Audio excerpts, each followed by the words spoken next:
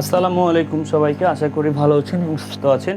স্বাগত জানাচ্ছি সবাইকে আজকে অ্যাকাউন্টিং ফার্স্ট পেপারের ক্লাস নাম্বার 11-তে। আজকে ক্লাস নাম্বার 11-তে আমরা পড়বো হচ্ছে আমাদের ক্লাস নাম্বার 11। এই ক্লাস নাম্বার 11-তে আমরা পড়বো অবচয় চ্যাপ্টারটা। ওকে ফাইন, তাহলে আমরা আজকে পড়বো অবচয়ের অধ্যায় ইনশাআল্লাহ। Okay fine.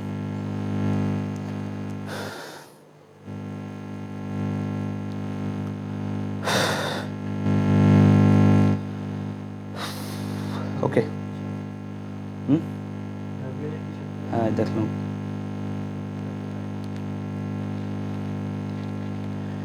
সবাইকে সালাম জানাচ্ছি যারা পরবর্তীতে জয়েন করেছেন। কেমন আছেন প্রিয় ভাই বোনেরা? আশা করি ভালো আছেন এবং সুস্থ আছেন। আজকের ক্লাসটা হচ্ছে অ্যাকাউন্টিং ফার্স্ট পেপারে অবচয়ের অধ্যায়টার উপরে। আমাদের অবচয় অধ্যায় নিয়ে আমাদের অনেক বেশি সমস্যা। শুরুতেই আমি বলবো যে যেহেতু আজকের ক্লাসটা আসলে 11টা হতে চেয়েছিল, পরে আবার টাইম চেঞ্জ করে 3টায় হলো। আমি বলবো যে যেহেতু আজকের ক্লাসটা আসলে 11টা হতে চেয়েছিল, পরে আবার এটার একটাই কারণ হচ্ছে যে আমাদের আজকে ছাত্রদের পরীক্ষা ছিল, সব মিলে লেট হলো। তাই যেটা বলবো সবাইকে একটু মেনশন করে দিবেন, জানিয়ে দিবেন যে ক্লাস শুরু হয়েছে, যাতে সবাই জানতে পারে। এটাই আর কি বলার, কিছু বলার নেই আমার। তাহলে আমি শুরু করতেছি আজকের ক্লাস। ওকে, তাহলে ঠিক আছে, শুরু করতেছি আজকের ক্লাস ইনশাল্লাহ।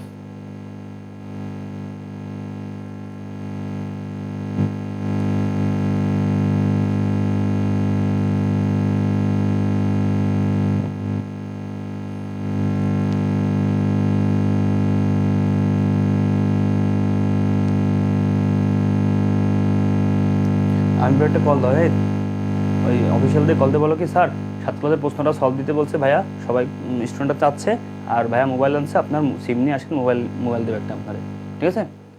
ওকে, ফোন দিয়ে কল দাও। আমির ভাই লেখা আছে দেখো। Okay, thank you so much যারা যুক্ত হয়েছেন, আশা করি উপকৃত হবেন। Thank you. তাহলে আমরা একটা আওয়াজ হইতেছে না, বলেন আওয়াজটা। আমির ভাই লেখা আছে দেখো। আচ্ছা, আমি দেখতেছি কেন আওয়াজটা হচ্ছে। হ্যাঁ, আমি দেখার ট্রাই করতেছি, আওয়াজটা সমাধান করার চেষ্টা করতেছি। এটা হয়তো কোনো ইয়ারফোনে মাইক্রোফোন হয়তো চার্জ নেই, এই জন্য আমি দেখতেছি। হ্যাঁ, আমি দেখার ট্রাই করতেছি, আওয়াজটা সমাধান করার চেষ্টা করতেছি। এবার কি ঠিক আছে আওয়াজটা? হয়তো কোনো ইয়ারফোনে মাইক্রোফোনটা চার্জ নেই, এই জন্য আমি দেখতেছি। আচ্ছা ঠিক আছে, মাইক্রোফোন চেঞ্জ করে নি। হ্যাঁ, মাইক্রোফোন চেঞ্জ করে নিচ্ছি। মাইক্রোফোনে হয়তো কোনো প্রবলেম হয়েছে, আমি মাইক্রোফোনটা আসলে চেঞ্জ করে নিচ্ছি আর কি।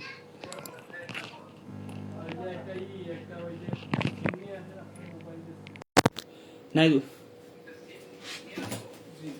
মোবাইল একটা খালি করছি তো।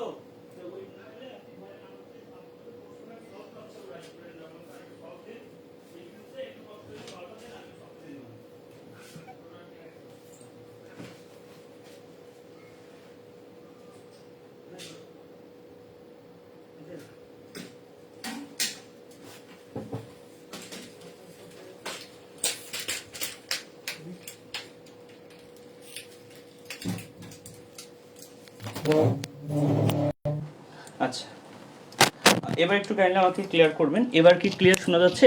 আপনারা যারা ক্লাস করতেছেন প্লিজ একটু জানান তো, এবার কি ক্লিয়ার শোনা যায়? মাইক্রোফোন চেঞ্জ করে ফেলছি, এবার একটু জানান তো ক্লিয়ার শোনা যায় কিনা প্লিজ। প্লিজ একটু জানান তো, এবার কি ক্লিয়ার শোনা যায়? মাইক্রোফোন চেঞ্জ করে ফেলছি, এবার একটু জানান তো ক্লিয়ার শোনা যায় কিনা প্লিজ। প্লিজ একটু জানান তো, এবার কি ক্লিয়ার, এবার ক্লিয়ার চেঞ্জ করে ফেলছি প্লিজ।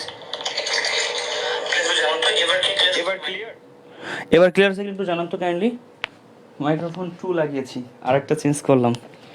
কত কষ্ট রে অনলাইন ক্লাস, এটা যদি তোরা বুঝতি।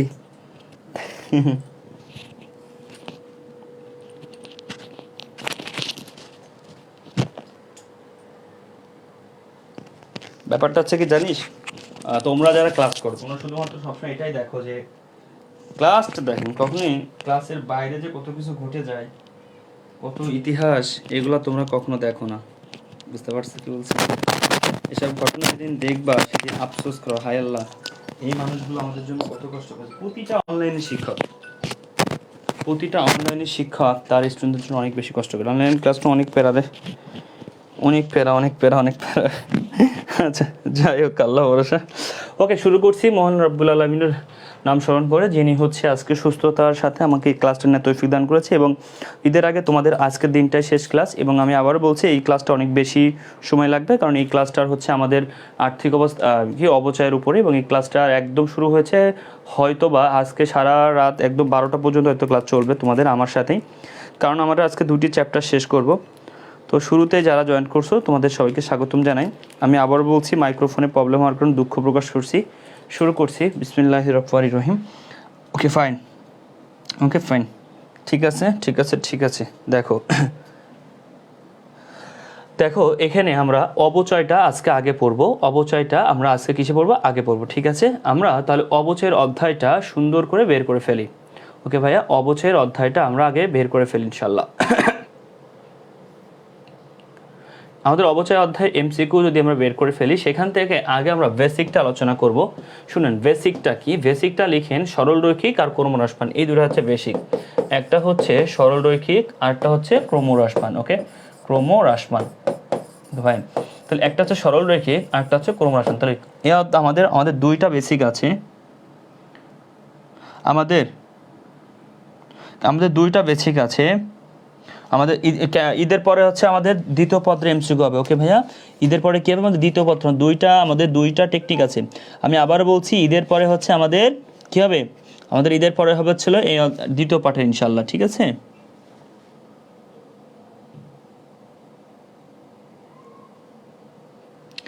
মডেল টেস্ট এক্সাম ফেসবুকে দিবেন না, নাম্বারে দিলে আমাদের বাটন ফোন। আচ্ছা ঠিক আছে, ফেসবুকে দিব, কোনো সমস্যা নেই। যা মডেল টেস্ট এক্সাম দিলে আমি হচ্ছে ফেসবুকে দিব। একটা সরলরৈখিক পদ্ধতি, যার আরেক নাম স্থির কিস্তি পদ্ধতি। আচ্ছা, একটা ক্রমহ্রাসমান পদ্ধতি, যার আরেক নাম হচ্ছে দ্বৈত হ্রাসমান পদ্ধতি। এই দুইটা পদ্ধতি থেকে প্রশ্ন আসে। আমরা ফার্স্টে একটু নোট করে নেব কী টাইপের প্রশ্ন আসে, প্রশ্নের টাইপ। আমরা সবাই লিখে নেব এই দুটি অধ্যায়ের প্রশ্নের টাইপ। টাইপ নম্বর 1, টাইপ নাম্বার 1 হচ্ছে অবচয় বের করতে বলে, ম্যাথমেটিক্যাল আইটেমের কথা বলছি। টাইপ নাম্বার 2, টাইপ নাম্বার 1 শিখছি। টাইপ নাম্বার 2 হচ্ছে লাভ ক্ষতি বের করতে বলে, লাভ ক্ষতি বের করতে বলে। টাইপ নাম্বার 3 হচ্ছে বহিমূল্য বের করতে বলে। Okay fine. টাইপ নাম্বার নাই তো, চিকুন পেনটা দেখো তো একটু, এই পেনটা অনেক কষ্ট হচ্ছে। কোন জায়গায় চিকুন পেনটা? ওই পাইছি না, পাই নাই, পাইছি। Okay fine.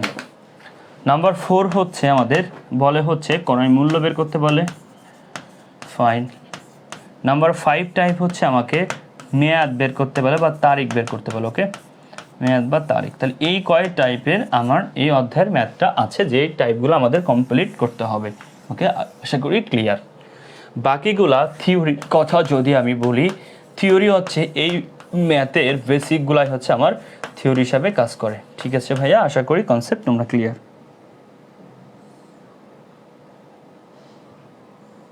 Okay fine. এইবার আসো, এইটা হচ্ছে আমাদের এই কয় টাইপের ম্যাথ আমাদের টোটাল অবচয়ের এই অধ্যায়টিতে দেখা যাবে।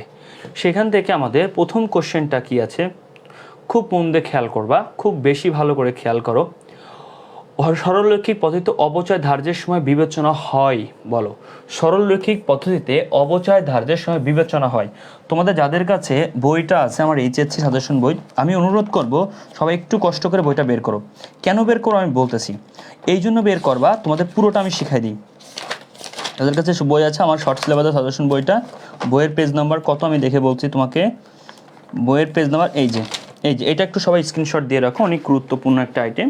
পেজ নাম্বার 58-তে এই দেখো বলা আছে most important for admission MCQ. অবচয় ধার্যের ক্ষেত্রে 3টি বিষয় বিবেচনা করতে হয়, অবচয় ধার্যের ক্ষেত্রে বিবেচনা করতে হয় না। যখন বিবেচনা করতে হয় বলেছে, তাহলে দেখো তো ভাইয়া তোমরা, এই 3টি হয়, এখান থেকে দেখবা প্রশ্ন চলে আসছে, হয় না এই 3টা। তাহলে এগুলো গুরুত্বপূর্ণ আইটেম। ওকে, এই বেসিকগুলো কিন্তু তুমি একটু জেনে রাখবা, স্ক্রিনশট দিয়ে রাখো যাদের কাছে বইটা নেই আমার। ওকে, এই স্ক্রিনশটটা তোমরা দিয়ে রাখো। আচ্ছা, তাহলে যদি স্ক্রিনশট দিয়ে আমরা দেখতেই পাচ্ছি, এখানে বলা আছে সম্পত্তির ক্রয় মূল্য ইয়েস হয়, সম্পত্তির বিক্রয় মূল্য কি হয় ভাইয়া? উত্তর হচ্ছে আমার বিক্রয় মূল্য লাগে না, এটা বাদ। আনুমানিক আয়ুষ্কাল, আয়ুষ্কালও লাগে, একটু আগে আমরা পড়ছি বেসিকটা, এটাও লাগে। অ্যান্সার এটা। কোন পদ্ধতিতে প্রত্যেক বছর অবচয়ের পরিমাণ সমান হয়? আমরা জানি সরলরৈখিক মানে প্রতি বছর অবচয়ের পরিমাণ সমান হয়। মনে রাখবা, ক্রমহ্রাসমান মানে কি? আস্তে আস্তে কমতে থাকে। ক্রমহ্রাসমান মানে কি? আস্তে আস্তে কমতে থাকে। স্যার কেমনে কমে? প্রথম বছর ধরো 5,000, দ্বিতীয় বছর ধরো 3,000, তৃতীয় বছর 2,000, এভাবে আস্তে আস্তে কমতে থাকে। মানে এক কথায় প্রথম বছরের তুলনায় দ্বিতীয় বছর কমতে থাকবে, তার নাম হচ্ছে সরলরৈখিক পদ্ধতি। ওকে, সরলরৈখিক পদ্ধতি হচ্ছে প্রথম বছরের তুলনায় দ্বিতীয় বছরে কমবে, দ্বিতীয় বছরের তুলনায় তৃতীয় বছরে কমবে, তার নাম ক্রমহ্রাসমান পদ্ধতি। Okay fine. আর সরলরৈখিক হচ্ছে কি প্রতি বছরে কি থাকবে? সমান থাকবে বা স্থির থাকবে। ওকে, সমান বা স্থির থাকবে। দেখো বলা আছে 3 ও 4 নং প্রশ্নের উত্তর দাও। যন্ত্রপাতি ক্রয় মূল্য 2 লক্ষ টাকা, যন্ত্রপাতির সংস্থাপন ব্যয় 20,000 টাকা, আয়ুষ্কাল 10 বছর, ভগ্নাবশেষ মূল্য 20,000 টাকা। সংস্থাপন ব্যয় কোন ধরনের ব্যয়? হাজারবার বলে আসছি, মানে হাজারবার বলতে কি অনেকবার বলছি যে সংস্থাপন ব্যয় যন্ত্রপাতির সাথে যুক্ত হয় মূলধন জাতীয় ব্যয়। এটা তোমরা এর আগেও সলভ করছো, যেটা হচ্ছে আমার এক প্রকার মূলধন জাতীয় ব্যয়। ওকে, থ্যাংক ইউ। 7 ক্লোজের প্রশ্ন সাল দিবেন না? জি, প্রশ্ন সাল দিব আমি। স্যার আসতেছেন, স্যার প্রসেসিং করে রেডিও দিবে। ভাই আমরা মানুষ, আমাদের একটু বাঁচতে দেন, দিব ইনশাল্লাহ, টেনশন নাই, আপনারা চিন্তা করেন না। 7 ক্লাস যারা পরীক্ষা দিয়েছেন অসংখ্য ভালো হয়েছে পরীক্ষা, আমাদের বিগত প্রশ্ন সলভ থেকে অনেক বেশি কমন এসেছে, যেটার প্রুফ আমির স্যার ক্লাসে দিবেন একটু পরে ইনশাল্লাহ, আধা ঘন্টার মধ্যে স্যার ক্লাস নেবেন। Okay fine. দেখেন বলেছে ক্রমহ্রাসমান পদ্ধতিতে প্রথম 2 বছর অবচয় কত আছে। এখানে ক্রমহ্রাসমান পদ্ধতি আছে, খুব মন দিয়ে খেয়াল করুন। ক্রমহ্রাসমান পদ্ধতি প্রথম 2 বছর অবচয়। আগে আমরা বেসিক শিখব। বেসিকটা কি? খুব মন দিয়ে খেয়াল করুন, বেসিকটা লিখেন। ক্রমহ্রাসমান পদ্ধতির বেসিকটা লিখেন। ধরেন একটা সম্পত্তির ক্রয় মূল্য 10 লাখ টাকা, তার অপচয় হার 10%। বেসিক শেখাচ্ছি, কার বেসিক? ক্রমহ্রাসমানের বেসিক। ওকে, এটা অনেক গুরুত্বপূর্ণ আইটেম, মন দিয়ে খেয়াল। যদিও আমি লিখতেছি এরকম জায়গায়, কিন্তু অনেক গুরুত্বপূর্ণ। তাহলে 1 লাখ টাকার উপর 10% করলে অ্যান্সার হবে 10,000 টাকা। এবার দেখেন তো 1 লাখ থেকে 10,000 বাদ দিলে বাকি থাকে 90,000। তাহলে প্রশ্ন হচ্ছে স্যার এইটার নাম কি? ক্রয় মূল্য। এটার নাম অবচয় হার। এইটার নাম কি? অবচয়। আচ্ছা, তাহলে প্রশ্ন হচ্ছে এই 90,000-এর নামটা কি? কে বলতে পারবা?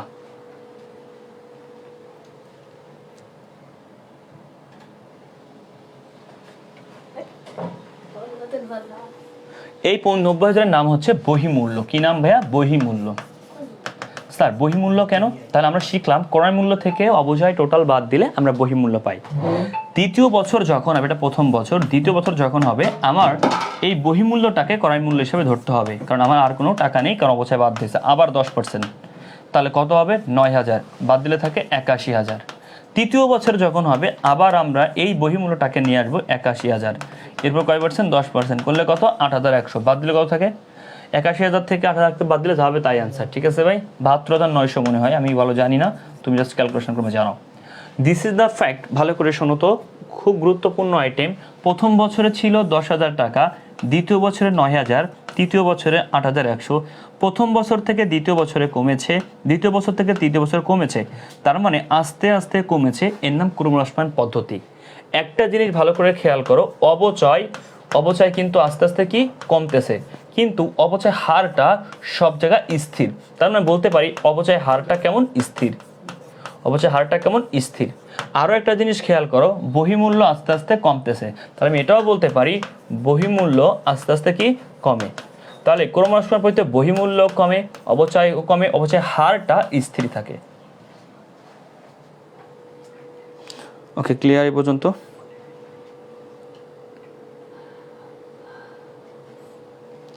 অনেকের কাছে এটা জানে রাখা ভালো, বহিমূল্যের আরেক নাম হচ্ছে পুস্তক মূল্য।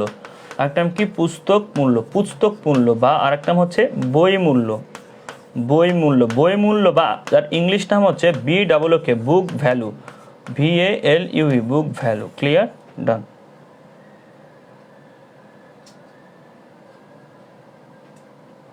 ওকে, থ্যাংক ইউ সো মাচ।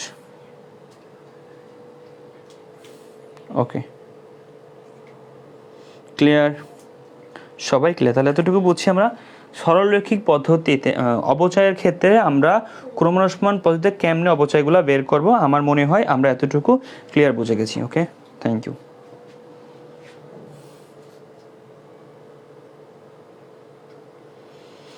সবাই ক্লিয়ার হয়েছেন? Thank you. এই বেসিকটা অনেক গুরুত্বপূর্ণ জানাটা।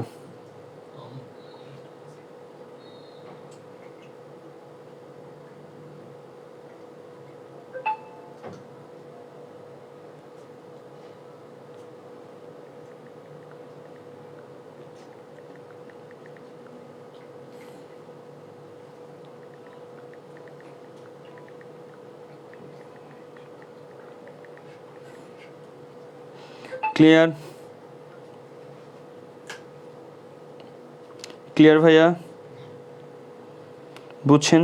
Thank you so much, thank you so much, thank you so much. Okay, আল্লাহ ভরসা।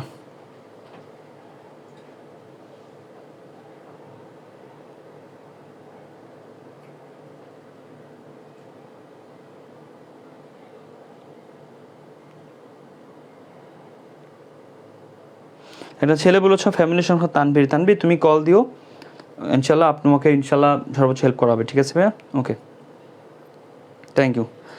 আচ্ছা ওকে, দেখেন আজকে আমি আস্তে আস্তে ক্লাস নিচ্ছি কারণ অনেক এনার্জি সেভিংস করতে হবে। আজকে দুটো অধ্যায় শেষ করব, দুটো অধ্যায় শেষ করার পর রাত্রে আর্থিক অবস্থার নিয়ে করবো। এটা অধ্যায় করে আবার রাত্রে প্রায় ফজর আজানের পরে আমি আমার গ্রামের উদ্দেশ্যে চলে যাব ঈদের ছুটিতে। তো দেখা যাচ্ছে আমার কালকে রাত্রে তো ঘুমাতে পারেন 3টা পর্যন্ত, সাথে 4টা পর্যন্ত আমি ক্লাস নিয়েছি। 3টা পর্যন্ত ক্লাস নিয়ে পরে হচ্ছে মিটিং ছিল, জুম মিটিং। তো সব মিলে ঘুমাইতে ঘুমাইতে 5টা 5:30 নামাজ পড়ে 6টা বেজে গেছে। সকালে আবার উঠতে 10টার দিকে, ঘুম হয়নি। 11টার সময় গিয়েছি সাত কলেজের পরীক্ষা, ওখানে সাত কলেজের পরীক্ষা নিচ্ছি, একটা অবস্থা বৃষ্টি স্টুডেন্টের সাথে কথা বলতে পারিনি, 5 থেকে 10 মিনিট ছিলাম। তারপর আলহামদুলিল্লাহ যতটুকু স্টুডেন্ট এসেছে আলহামদুলিল্লাহ। সেখান থেকে এসে আবার একটু অন্য কাজে গেলাম, সিম রিপ্লেসের সিম করলাম। তারপরে এসে যে ক্লাস 10 মিনিট, 6তলা উঠছি মনে হয় সর্বোচ্চ আমার 30-40 সেকেন্ড লাগছে, এত দৌড়ে উঠছি। উঠেই ক্লাস শুরু করলাম যে লেট হলে তোমাদের সমস্যা হবে, এত কিছু করলাম। করে আবার হচ্ছে রাত্রে ক্লাস নেব, যাই আল্লাহ সেই জন্য একটু আস্তে আস্তে কথা বলতেছি, সমস্যা হবে তোমরা মেনে নিও, ঠিক আছে? ওকে ফাইন, ঠিক আছে।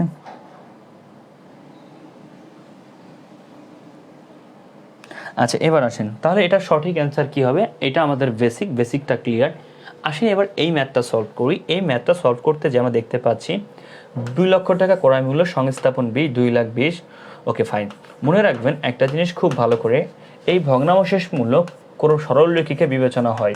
তো সরলের ক্ষেত্রে বিবেচনা হয়, ক্রমহ্রাসমানের ক্ষেত্রে বিবেচনা হয় না।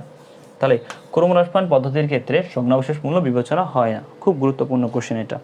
তার মানে ক্রমহ্রাসমান পদ্ধতির ক্ষেত্রে ভগ্নাবশেষ মূল্য বিবেচনা করা হয় না।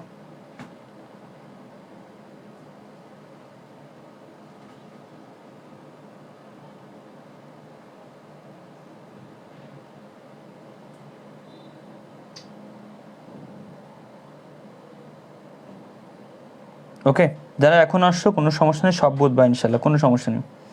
আচ্ছা এইবার আমার গ্রাম হচ্ছে নড়াইল লোহাগড়া থানায়। দেখো তাহলে ভগ্নাবশেষ মূল্য হচ্ছে ক্রমহ্রাসমান পদ্ধতিতে বিবেচনা হয় না। এই পদ্ধতিতে ক্রমহ্রাসমান পদ্ধতিতে বিবেচনা হয় না, আমাকে ক্রমহ্রাসমান পদ্ধতি বলেছে, তার মানে ভগ্নাবশেষ মূল্য আসবে না।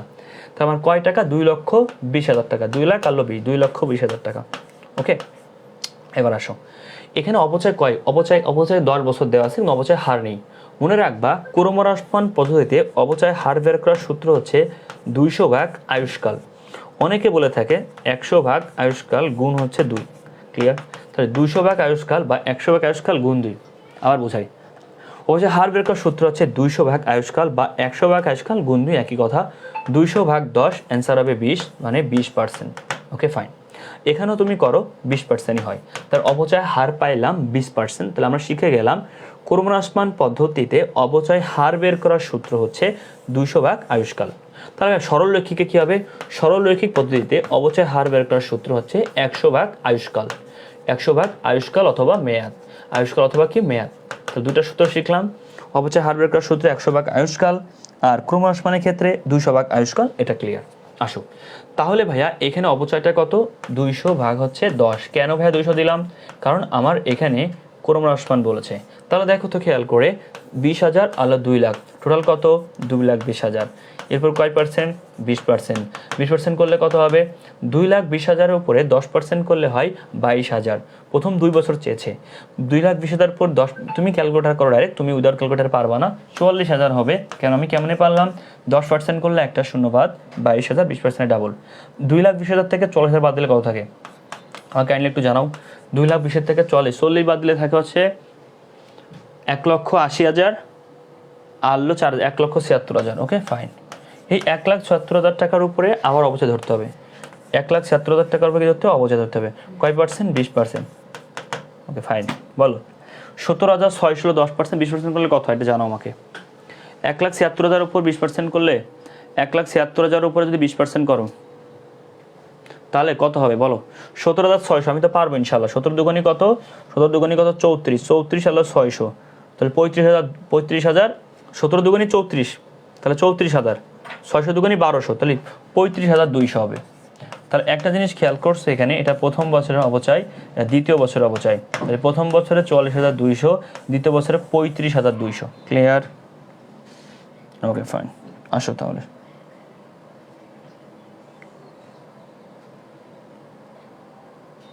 Thank you so much. Okay fine, clear? Done. Screenshot দিয়ে নাও, ধাম করে স্ক্রিনশট দিয়ে নাও। ওকে, আসো এবার দেখো তাহলে সঠিক অ্যান্সার কী হবে, এই যে সেকেন্ডটা হচ্ছে এই যে প্রথমটা কত ছিল, প্রথমটা হচ্ছে তোমার প্রথম 2 বছরে চেয়েছে, কইটা, হ্যাঁ এই তো 40,000 আর হচ্ছে কত 65,200, কই অ্যান্সার তো নেই এখানে, ও সরি না ঠিক আছে, 40,000 আর হচ্ছে কত বেরোলো 35,200, সালে অ্যান্সারে নেই, ভুল আছে অ্যান্সারে, অ্যান্সারে নেই তো এখানে, অ্যান্সারে নেই, অ্যান্সারে নেই, অ্যান্সারে নেই, অ্যান্সার তাহলে অ্যান্সারে নেই, এখানে ভুল আছে। হ্যাঁ ভাইয়া এটা অ্যান্সার হবে, এটা অ্যান্সার হবে, ঠিক আছে ভাইয়া, অ্যান্সারে ভুল আছে, বুঝতে পারছো কি বলছি, প্রথম দিকে যাও 44,000 আর 35,200, অ্যান্সারে কী আছে ভুল আছে, বুঝতে পারছো অ্যান্সারে কী আছে ভাইয়া ভুল আছে, বুঝতে পারছো কী আছে ভুল আছে, থ্যাংক ইউ।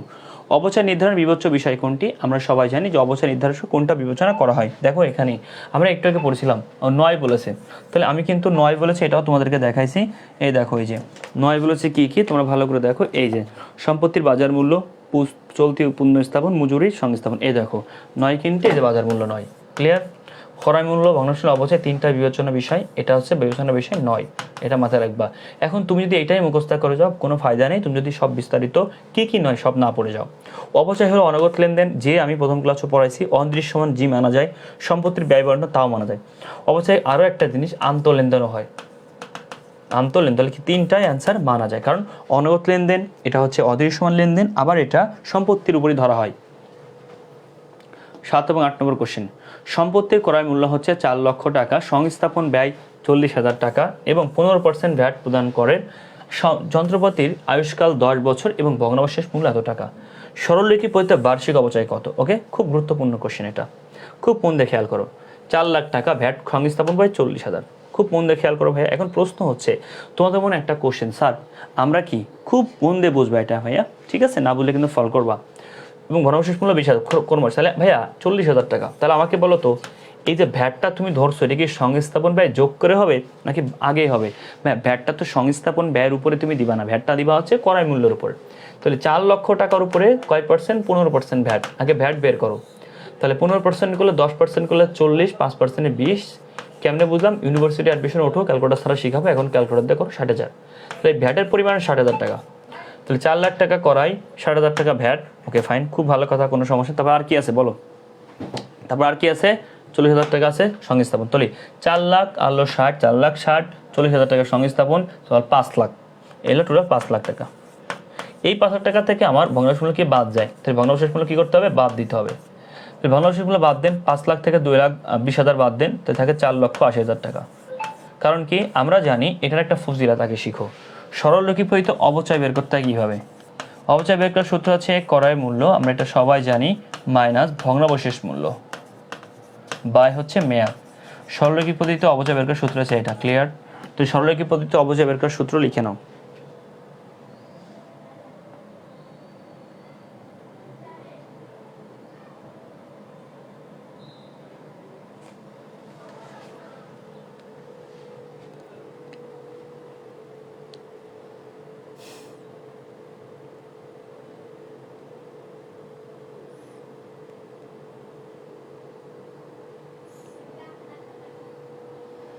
Okay fine. তাহলে প্রিয় শিক্ষার্থীরা খেয়াল করো, অবচয় সমান সমান ক্রয় মূল্য মাইনাস ভগ্নাবশেষ মূল্য ভাই মেয়াদ, এটা হচ্ছে সরলরেখী পদ্ধতির সূত্র, আর ক্রমহ্রাসমানের ক্ষেত্রে তো তোমাকে আমি পড়াই ফেলছি। তাহলে ক্রয় মূল্য মাইনাস ভগ্নাবশেষ মূল্য ভাই হচ্ছে মেয়াদ। ওকে, এবার আসো তাহলে অঙ্কে আমার ক্রয় মূল্য তাহলে এক্স্যাক্টলি কত বেরোইছে, টোটাল ক্রয় মূল্য কত বেরোইছে, 4 লাখ, আল্লো হচ্ছে আমি ফিরে আবার করাচ্ছি, 4 লাখ আর এটা 60,000, 4 লাখ 60 আর এটা একটা টোটাল হচ্ছে 5 লাখ, মানে 500K মাইনাস ভগ্নাবশেষ মূল্য, এই যে সূত্র লিখছে না, ভগ্নাবশেষ মূল্য 20,000, ভগ্নাবশেষ মূল্য ভাগ কিন্তু মেয়াদ কয় বছর, 10 বছর, তাহলে 4 লাখ থেকে 20,000 বাদ দাও, থাকে কত, 4,80,000, 4,80,000 ভাগ হচ্ছে 10, তাহলে কত হবে 48,000, 4,80,000 ভাগ 10, টোটাল 48,000, ক্লিয়ার। 4,80,000 ভাগ 10, 48,000 টাকা 1 বছরের অবচয়, ক্লিয়ার। তাহলে বার্ষিক অবচয় কত, 48,000, বুঝছেন সবাই।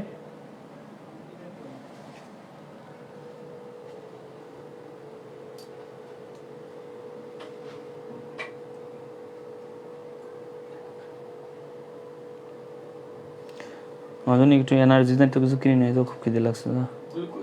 হ্যাঁ গ্লুকোজ কিনে শরীর দেবো বললে ওর সাথে রেখেছেন, টাকা নেই, গ্লুকোজ নিচে আছে, একগুলো নিয়ে এক গ্লাস নিচে গ্লুকোজ আছে, আর একটা জুস নিয়ে আসিস। আমরে দেখো হ্যাঁ আমার কথাটা গ্লাউজগুলো দিয়ে বলেছে জুস নিয়ে আসিস 100 টাকা নিয়ে যা। এখন প্রশ্ন হচ্ছে ভ্যাট কেন? খুব গুরুত্বপূর্ণ কোশ্চেন। দেখেন, আপনি যখন একটা পণ্য ক্রয় করছেন তখন কিন্তু তার উপরে আপনাকে ট্যাক্স দিতে হচ্ছে। তো এই ট্যাক্সটাও কিন্তু আপনার ওই পণ্যর সাথে যাচ্ছে। যেমন দেখেন, আপনি যখন দোকান থেকে একটা শার্ট কিনবেন, আপনি সেলার থেকে একটা শার্ট কিনলেন 2000 টাকা দাম, এর উপরে আপনাকে 5% ট্যাক্স দিতে হচ্ছে। তাহলে আপনার টোটাল শার্টের দাম কি 2000, নাকি 5% যে যোগ করলে যে আপনার 100 টাকা এটা সহ? তারপরে আপনার কিন্তু ওই 5% সহই আপনি বলবেন 2100 টাকা ভ্যাট, টোটাল শার্টের দাম আপনার কাছে ওইটা নিবে। তাহলে আপনি মানুষটা কিন্তু ওইটাই বলবেন 2100 টাকা নিয়েছে। আপনি যদি বলবেন না 2000 টাকা আমার পণ্যের দাম, আমার 5% হচ্ছে ভ্যাট হচ্ছে 100 টাকা। তাহলে আলটিমেটলি আমরা ভ্যাট সহ যেটা কিনি ভ্যাট যোগ করে পণ্যের মূল্যটা বলি। এই জন্য আমরা ভ্যাটের টাকাটা যোগ করবো। আর একটা জিনিস মাথায় রাখতে, ভ্যাটের টাকাটা তখনই যোগ করবো সংস্থাপন ব্যয়ের আগে কিন্তু। ইয়াটা বাংলা লিখে বলেন, ওটা টোটাল ফাঁক, ওটা কোনো সিম নেই, ওটা এখন আপনি ইউজ করুন, ঠিক আছে? আর ক্লাস দিবেন, সমস্যা নেই তো। ইমার্জেন্সিতে কখনো ক্লাস চাপ পড়ে যায়, ঠিক আছে? আমি ওটাকে রিপ্লেস করে এসে ভরে ফেলাইছি। ওই যে আমার ওই আইফোনের সিম ভরে ফেলেছি, ওটার কোনো সিম নেই। ওটা আপনি আপাতত ইউজ করতে পারেন 1 মাস 1.5 মাসের মতো। 2 চার্জ নেই মানে। ওকে ফাইন, ঠিক আছে, আপাতত 1-2 মাস ইউজ করেন, তারপরে ইনশাল্লাহ একটা অ্যাপেল ব্যবস্থা হয়ে যাবে না, আল্লাহ ভরসা। অ্যাপেল স্যার পেয়েছে। শরীর দুর্বল ভাই, গ্লুকোজ খাওয়া না কিন্তু পুড়ে যাওয়ানি মাথা ঘুরে।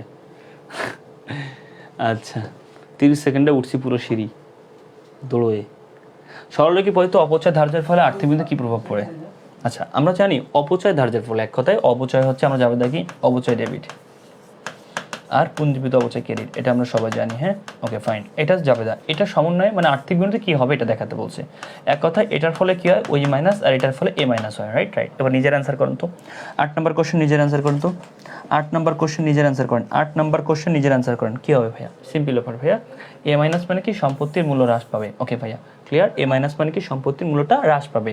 আর অপচয় আমার অপচয়, ওই মাইনাস মানে কি মালিকানা হ্রাস পাবে, মুনাফা না, মুনাফা আরও কমে, মালিকানা তো হ্রাস পাবে তো মুনাফা কমা। তাহলে 1 ও 3 অ্যান্সার, ঠিক আছে ভাইয়া? কি অ্যান্সার? 1 ও 3 answer. Okay fine, thank you so much. নিচের উদ্দীপকটি পড়ো। কি একটা উদ্দীপক বেরোতে হয়। মুনতাসির কোম্পানি 1 জানুয়ারি 2020 সাল তারিখে মেশিন ক্রয় করলো। মেশিনের ক্রয় মূল্য 2 লক্ষ টাকা, আনুমানিক আয়ুষ্কাল হচ্ছে 10 বছর, ভগ্নাংশ এত টাকা। ক্রমশমান যে পদ্ধতিতে বার্ষিক অপচয়ের পরিমাণ কত টাকা?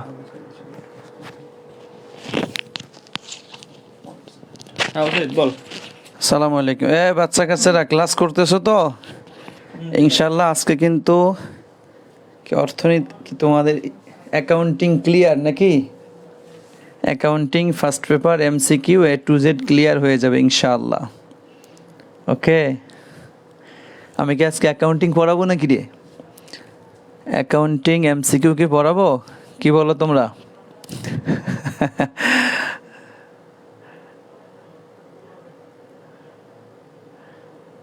আজকে আমি তোদের অ্যাকাউন্টিং পড়াই, তাই না? পড়াইলে মনে হয় খারাপ হইব না। পারবো ইনশাল্লাহ। পারবো না এ কথাটি বলবো না আর, বুঝছো? সর্বোচ্চটা দিয়ে চেষ্টা করলে মানুষ পারে না এমন কোনো কিছু নেই। চেষ্টা করলে মানুষ সব কিছু পারে ইনশাল্লাহ। দেখা যাবে আজকে তোদের কতটুকু ধৈর্য আছে। ওকে, যাক আলহামদুলিল্লাহ। আচ্ছা, তাহলে দেখো এখানে বলেছে অপচয় পদ্ধতি, অপচয় হার কত, তাহলে কোন পদ্ধতি এটা প্রথমে বিশ্লেষণ করতে তোমাকে জানতে হবে এটা কোন ক্রমহ্রাসমান পদ্ধতি। ক্রমহ্রাসমান পদ্ধতি অপচয় কেমনে বের করে? অপচয় হার বের করে 200 ভাগ আয়ুষ্কাল। তাহলে 200 ভাগ হচ্ছে আয়ুষ্কাল। ওকে ভাইয়া, তাহলে 200 ভাগ আয়ুষ্কাল, আয়ুষ্কাল 10, তাহলে 200 ভাগ 10 দিলে কত হবে? অ্যান্সার 20%।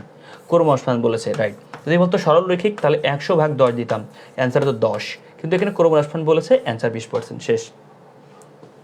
ক্রমহ্রাসমান মধ্যে দ্বিতীয় বছরের অপচয় দিয়ে, ক্রমহ্রাসমান মধ্যে দ্বিতীয় বছরের অপচয় কত? আচ্ছা, সম্পত্তি ক্রয় মূল্য কত? ক্রয় মূল্য হচ্ছে 1 লাখ, আনুমানিক আয়ুষ্কাল আছে ভগ্নাবশেষগুলো বিবেচনা হয় না কেন? ক্রমহ্রাসমান তাই। তাহলে 1 লাখ টাকার উপরে কয় পার্সেন্ট? 20%। তাহলে 20% করো তো, প্রথমে 20% করলে কত হয়? 10% 10, 20% 20,000, বাদ দিলে কত থাকে? 80,000। ইকুয়েশনটা একটু করাইছি। 80,000 টাকার উপরে কয় পার্সেন্ট? 20, আবার 20%। 20% করলে কত হবে? 16,000। 16,000। তাহলে প্রথম বছরে কত? 20,000। দ্বিতীয় বছরে কত? 16,000। এটা তুমি পারো, আমি তোমার কি বিশ্লেষণ করাবো, কারণ আমি তোমার একটু আগে এটা পড়াইছি, 2টা ম্যাথ করেছি। এর এই 2টা ম্যাথ করার পরে তুমি এই সেম কোশ্চেনে ম্যাথ না করতে পারো, তাহলে তো এসএসসি প্লাস কষ্টকর। দ্বিতীয় বছর অবস্থা চেয়েছে ভাই, দ্বিতীয় বছরের, প্রথম বছর দ্বিতীয় বছর, this is the answer 16,000। Clear? Okay, clear clear clear clear.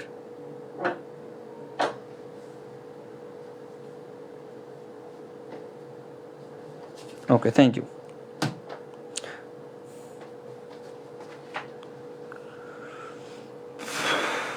Thank you so much, thank you so much, thank you so much. আসুন, এখানে বলা আছে পুঞ্জীবিত অবচয়টা কি? বিপরীত সম্পদ। আমরা সবাই জানি এটা হাফেজ হয়ে গেছে। সম্পত্তির দীর্ঘদিন ব্যবহারের ফলে যে মূল্য হ্রাস পায় তাকে বলে অবচয়। মনে রাখবে, সম্পত্তি অনেক দিন ব্যবহার করছো, তার ফলে যেটা হ্রাস পাইছে বা কমে গেছে তার নাম অবচয়। সরলরেখ পদ্ধতিতে বার্ষিক অবচয় ধার্যের যে বিষয়টি বিবেচনা করা হয় না। ওকে, এই যে বিবেচনা করা হয় না, আমি কিন্তু বারবার বলেছি, এই যে বাস ব্যাখ্যাটা দিয়ে দিলাম। এই দেখো, বিবেচনা করা হয় না, এই যে বারবার বলেছি, কিন্তু বারবার বলেছি, বারবার বলেছি, বারবার। এই যে হয় না, দেখছো? হয় আর হয় না, এই দুটো স্ক্রিনশট দিয়ে নাও। 1 2 3, দূরে ভরেন, দূরে ভরেন, আপনার দুটোই ভরেন, ওটা ফেলান, ও বাদ, ও সিম ই সিম হয়ে গেছে, ওটা ডিজিটাল সিম হয়ে গেছে। ওই সিমে আপনি কাজ, মানে ওটা ফিজিক্যাল সিম বাদ দিয়ে এখন অনলাইন সিম হয়ে গেছে। মানে সিম ছাড়া সিম চলবে, মানে সিমের কার্ড ছাড়াই সিম চলবে। দেশ কোথায় খেতে বুঝতে পেরেছেন? কারণ আমাদের এই 14 Pro Max তো আপনার ওই ই সিম ছাড়া চলে না। ওটা এই যে এই মোবাইল এখন সিম আছে, এই সিম ওটা চলে গেছে, মানে ওটা লাগা খোলাও লাগে, অটোমেটিক না, স্ক্যানের মাধ্যমে চলে গেছে। ফেলা দিন। আচ্ছা, তাহলে কোনটি বিবেচনা করা হয় না? দেখো তো ভাইয়া কোনটা অ্যান্সার হবে। 13 নম্বর কোশ্চেন, কোনটা অ্যান্সার হবে? সবাই একটু লুক দেখি, খেয়াল করি। তাহলে আমরা জানি, দেখো, অবচয় নির্ণয়ের ক্ষেত্রে ক্রয় মূল্য আসে, আনুমানিক আয়ুষ্কাল আসে, আনুমানিক কার্যকাল, কার্যকাল মানে কি? বয়স, এটাও লাগে। টেটেক সিম ঠিক করতে যাবো। সম্পত্তির উপর জমাকৃত অবচয় যায়, এটা নিউ মার্কেটে। ওকে, কল দিলেন, অফিসিয়াল অন দিয়ে দেন। জমাকৃত অবচয় যে, ঠিক আছে ভাই, এটা জমাকৃত অবচয় যে আমার অবচয় বের করার ক্ষেত্রে লাগে না, কারণ অবচয় বের করার ক্ষেত্রে কী কী লাগে? 3টা জিনিস লাগে, মনে রাখবা। ক্রয় মূল্য লাগে, ভগ্নাবশেষ মূল্য লাগে, আর হচ্ছে মেয়াদ লাগে। 3টা জিনিস, ক্রয় মূল্য লাগে, ভগ্নাবশেষ মূল্য লাগে, আর হচ্ছে মেয়াদ লাগে। 3টা। 7 প্লাস টাকা দিয়ে দেন, দিয়ে তারপর দিন। Thank you. আর যখন ক্লাস নেবেন না, ওই ফোন দিয়ে ডোন্ট ডিস্টার্ব মোড আছে, ওটা অন করে নেবেন। আর ডোন্ট ডিস্টার্ব না চিনলে ইউটিউব দেখে নেন। ওকে, ট্রেডমার্ক কোন ধরনের সম্পত্তি? আলহামদুলিল্লাহ। ট্রেডমার্ক কোন ধরনের? আচ্ছা, ট্রেডমার্ক কি? এটা অস্পর্শনীয় সম্পদ, জি বলা যায়। ওকে, ফাইন। আবার ট্রেডমার্ক এটা স্থায়ী সম্পদ বলা, তাই এখানে অ্যান্সার ক দিয়েছে। এরকম কোনো অ্যান্সার থাকলে ট্রেডমার্কে অ্যাপ্রোপ্রিয়েট, মানে সব থেকে অ্যাপ্রোপ্রিয়েট হচ্ছে এই দুটি ভেবে এটা। তাহলে ধরুন 2টা অপশন থাকে, তুমি দূরে দেখাতে পারবে না, কখনো তুমি দূরে দেখাতে পারবে না। যদি কখনো এরকম থাকে, এটা অস্পর্শনীয় অ্যান্সার ভালো, কারণ ভোটার আইডি কার্ডে সবার ছবি এরকমই হয় ভাই। তাহলে দেখ, ট্রেডমার্ক হচ্ছে সাধারণত কি? ট্রেডমার্ক হচ্ছে ভাইয়া স্থায়ী সম্পদ। স্থায়ী সম্পদটাও যদি অপশনে না থাকে, অস্পর্শন দেওয়া যায়, কিন্তু অপশনে যখন 2টা থাকবে, এটা বেস্ট অপশন। ওকে, বাট এটাও অবশ্যই ট্রেডমার্ক একটা অস্পর্শন স্থায়ী সম্পদ, কিন্তু অস্পর্শনের কথাটা বেশি অ্যান্সারে আসবে। ঠিক আছে ভাইয়া? ওকে, ফাইন।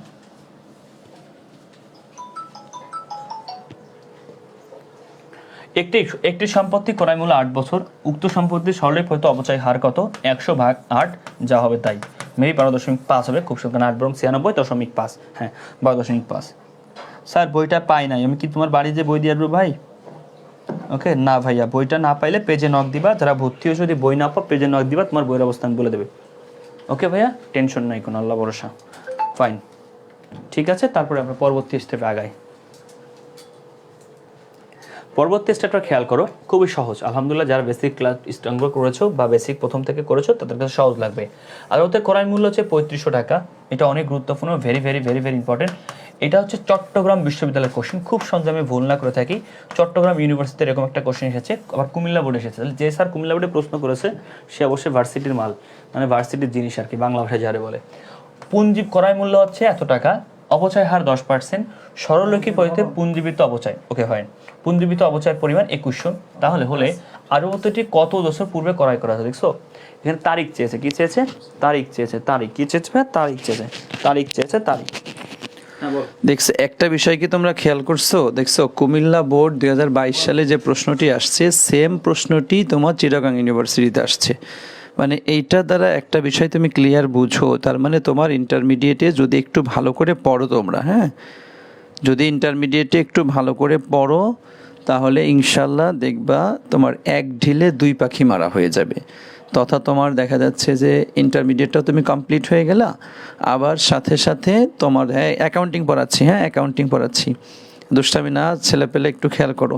তার মানে তোমার একসাথে দুইটা বিষয় হয়ে যাবে, বুঝছো, একসাথে দুইটা বিষয় হয়ে যাবে। আমার চেহারা দেখতে কি খুব মন চাচ্ছে? চেহারা দেখতে কি খুব মন চাইতেছে তোদের সামনে আসবো? না, এটা শোনো, এটা খেয়াল রাখবো যে দেখো ইউনিভার্সিটির কোশ্চেন দেখছো যে ইন্টারমিডিয়েটে আসছে, আবার তোমার ভার্সিটিতে এই কোশ্চেনগুলাই কিন্তু আসে। তার মানে জাস্ট পড়ার সময় যদি একটু ডিপলি, এই যে ভাইয়া যেভাবে করে বিশ্লেষণ করাচ্ছে, ভাইয়া একটা বিষয় তোমাদের সবার উদ্দেশ্যে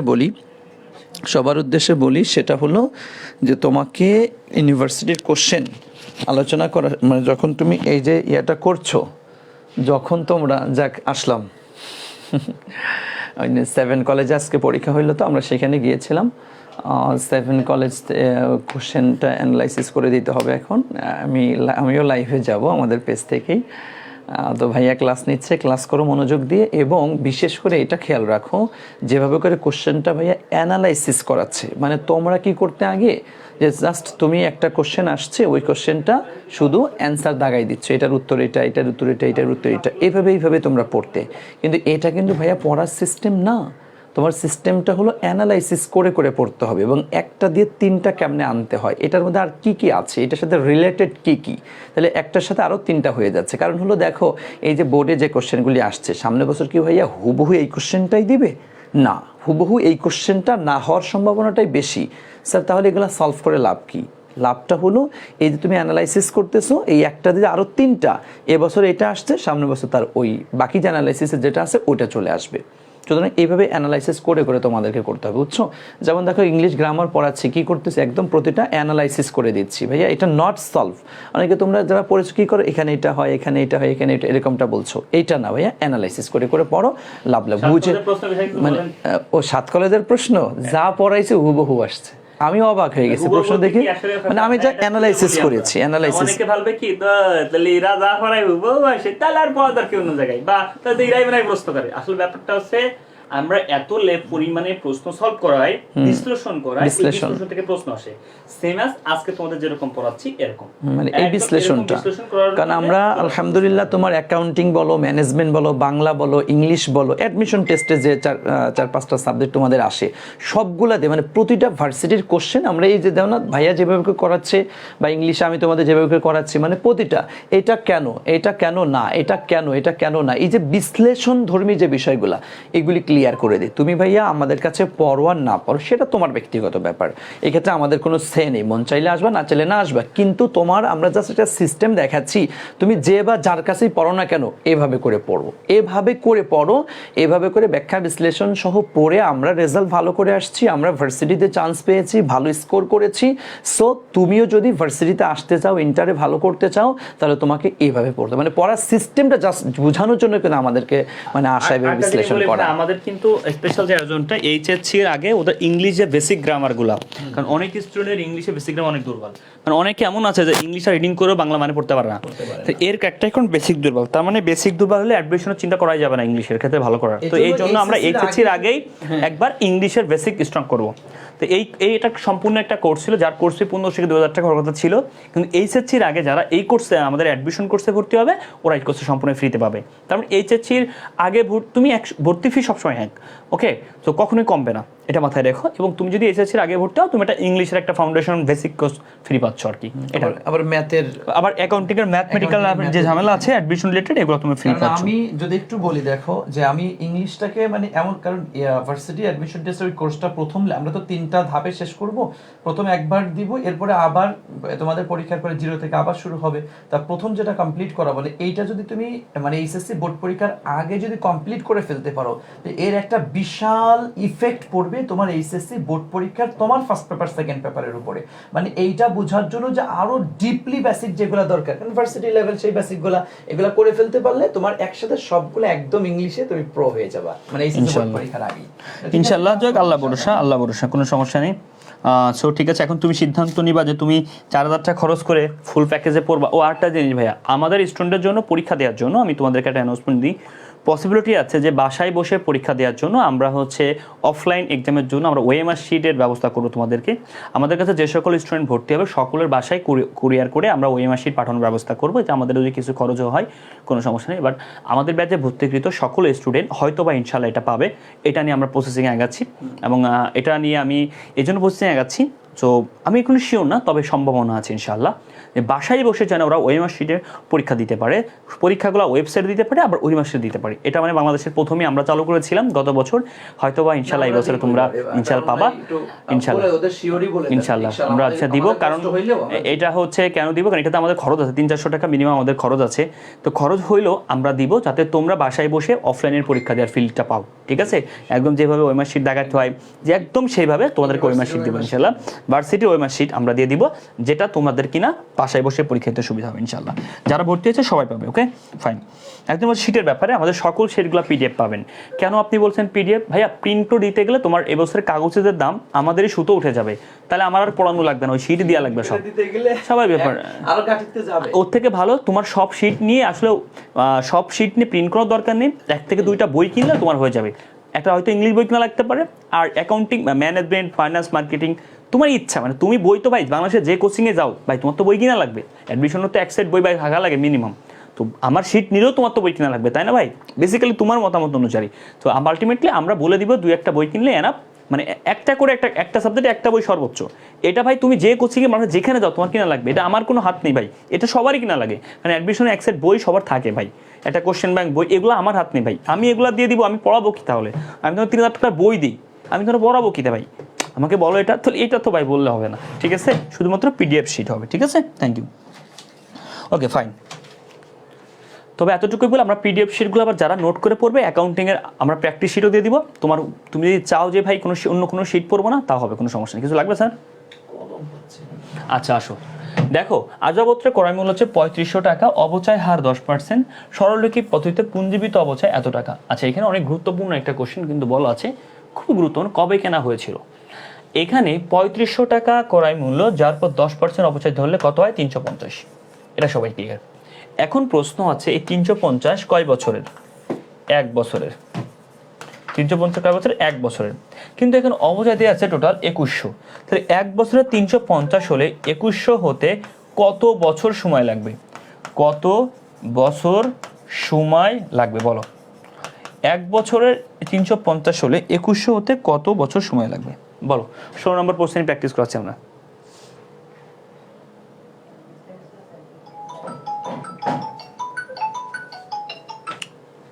একটু ওটা নিয়ে ওই রুমে যান, বলো কত সময় লাগবে? তো নিজেরাই বলো। তাহলে 2100 ভাগ দাও, 2100 ভাগ দাও হচ্ছে 350।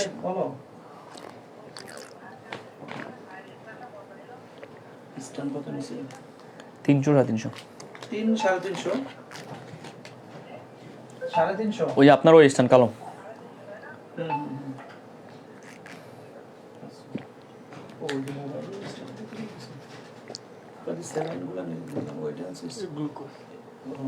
স্যার দে, আমি পরে খাচ্ছি। Okay fine. আরে ভাই আমার শরীর পুরো একদম লো হয়ে গেছে ভাই, আপনারা ওই রুমে যান সবাই। আচ্ছা ফাইন, তাহলে আমার দেখো 2100 টাকা যদি আমার হয় তাহলে ভাগ হচ্ছে 350, তাহলে আমার কয় বছর লাগতেছে? 2100 ভাগ 350 কত হয় বলো একটু কাইন্ডলি বলো। Clear clear clear clear clear clear okay ভাইয়া, thank you so much, thank you so much, thank you so much. তাহলে ওকে ফাইন, আলহামদুলিল্লাহ। পাবলিক ইয়ান রাফি কোথায় চান্স পাইছোস? আবু সুফিয়ান কি ডাবিয়ান, কি অবস্থা? ডাবিয়ান ইনশাল্লাহ আবু সুফিয়ান ভাইরে হচ্ছে তোমাদের ইয়া করবো, মেন্টরশিপ রেখে দেবো, ঠিক আছে? ভাইয়া অনেক পরিশ্রম করছে, আবু সুফিয়ান যদি চাই ওকে তোমাদের অ্যাসিস্ট্যান্ট টিচার হিসেবে দিব ইনশাল্লাহ, ও অনেক ভালো পারে। ও অনেক ভালো স্টুডেন্ট, এবছর ঢাবিতে চান্স পেয়েছে। আচ্ছা তাহলে কয় বছর লাগে বোঝাই যাচ্ছে ভাই, 2100 ভাগ 3500, তার মানে আমার 6 হচ্ছে, তাহলে 6 বছর আগে কেনা হয়েছিল। Concept clear? ওকে ফাইন, ক্লিয়ার, কনসেপ্ট ক্লিয়ার। আচ্ছা, যে সকল বাচ্চা কাচ্চারা বোঝেননি, 3500 টাকার উপরে ক্রয় মূল্য অবচয় 10%, 1 বছরের হচ্ছে 350, আপনার টোটাল অবচয় আছে 2100। তাহলে আপনি 1 বছরে 350 হলে 2100 টাকা হতে টোটাল কয় বছর সময় লাগে?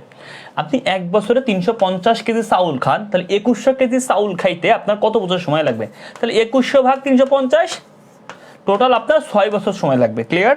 এটা হচ্ছে ব্যাপার। আসেন, বুঝতে পারছেন ভাই? বুঝতে পারছেন?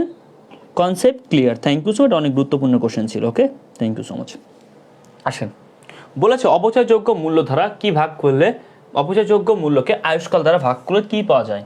প্রশ্ন, তার অপচয়যোগ্য মূল্য কি? অপচয়যোগ্য মূল্য হচ্ছে সম্পত্তির ক্রয় মূল্য, সম্পত্তির ক্রয় মূল্য থেকে যে আমরা ভগ্নাবশেষ মূল্য বাদ দিই, ভগ্নাবশেষ মূল্য বাদ দিই, তাকে বলে অপচয়যোগ্য মূল্য। তাহলে সম্পত্তির ক্রয় মূল্য থেকে ভগ্নাবশেষ মূল্য বাদ দিয়ে আমরা মেয়াদ দিয়ে ভাগ দিলে অপচয় বেরোয়। কিন্তু আলটিমেটলি মাথায় রাখবা, এই ক্রয় মূল্য থেকে ভগ্নাবশেষ মূল্য যে বাদ দিছি, এইটুকুর নাম হচ্ছে অপচয়যোগ্য মূল্য। এটুকুর নাম কি? অপচয়যোগ্য। তো অপচয়যোগ্য মূল্যকে আবার যদি আমি মেয়াদ দিয়ে ভাগ দিই, ভাই অপচয় বেরোবে। ক্লিয়ার? কি বেরোবে? অপচয় বেরোবে। ওই একটা কথাই জাস্ট ঘুরাই বলছি, এটাই আর কি।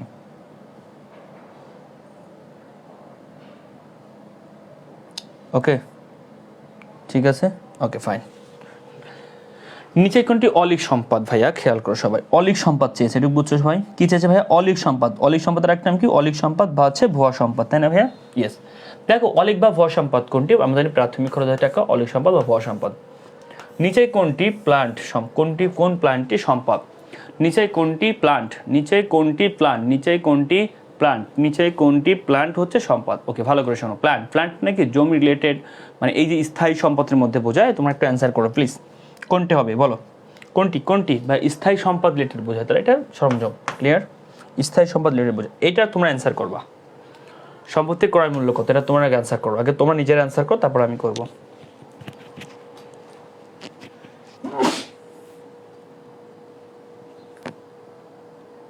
দেখি সিকিউরিটির টি-শার্ট পাইছে, সিকিউরিটি।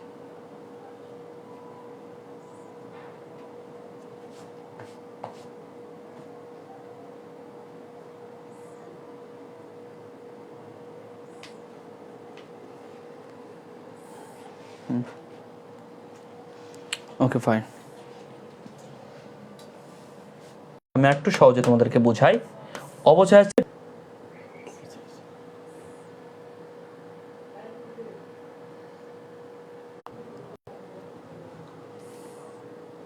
ক্লিয়ার এবার?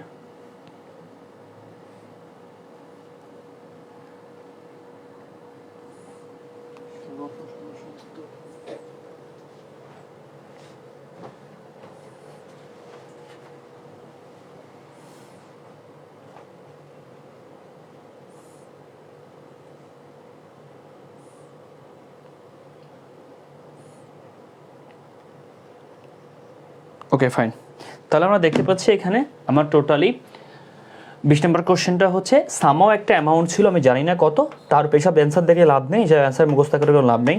তার উপর 10% করলে আমার অ্যান্সার হবে 20,000। তাহলে আলটিমেটলি আমার অ্যান্সার যে 20,000 হবে, যদি 20,000 হয় তাহলে এখানে কত ছিল? তাহলে আমরা জানি খুব সিম্পল, দুইটা ওয়ে আছে। 20,000 ভাগ দাও 0.10, অ্যান্সার পাবা। আদারওয়াইজ তুমি থিঙ্কিং করো, 1,60,000 যদি এখানে বসে, তারপর 10% করলে 20,000 হবে না। 2 লাখ বসলে কি হবে? হবে। তাহলে 2 লাখই অ্যান্সার, কারণ 2 লাখের উপরে 20% করলে 20,000 হয়।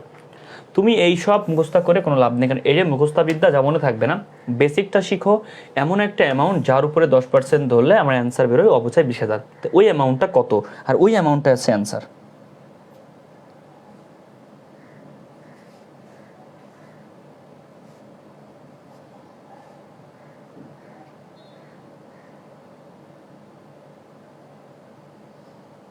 ক্লিয়ার? বুঝছেন এই পর্যন্ত? ক্লিয়ার রাখুন। Thank you so much. Okay okay okay okay, আসেন। পদ্মা কোম্পানি কোন পদ্ধতিতে অবচয় ধার্য করে? আচ্ছা, সিম্পল কথা বলেন তো ভাই, এখানে কি বলেছে? এখানে কোনো কিছুই বলেনি, তাহলে কোনো কোম্পানি কোনো কিছুর নাম বলেনি। যদি কোনো কিছু নামই বলেনি তাহলে এটা কোন পদ্ধতি হবে? এটা হবে আমার জন্য কি বলতে বলো তো, সরলরৈখিক পদ্ধতি। কোনো কিছু নাম যখন বলেনি তার নাম হচ্ছে সরলরৈখিক পদ্ধতি। ওকে, কোনো কিছু নামই যখন বলে তার নাম কি? সরলরৈখিক পদ্ধতি। ঠিক আছে ভাইয়া?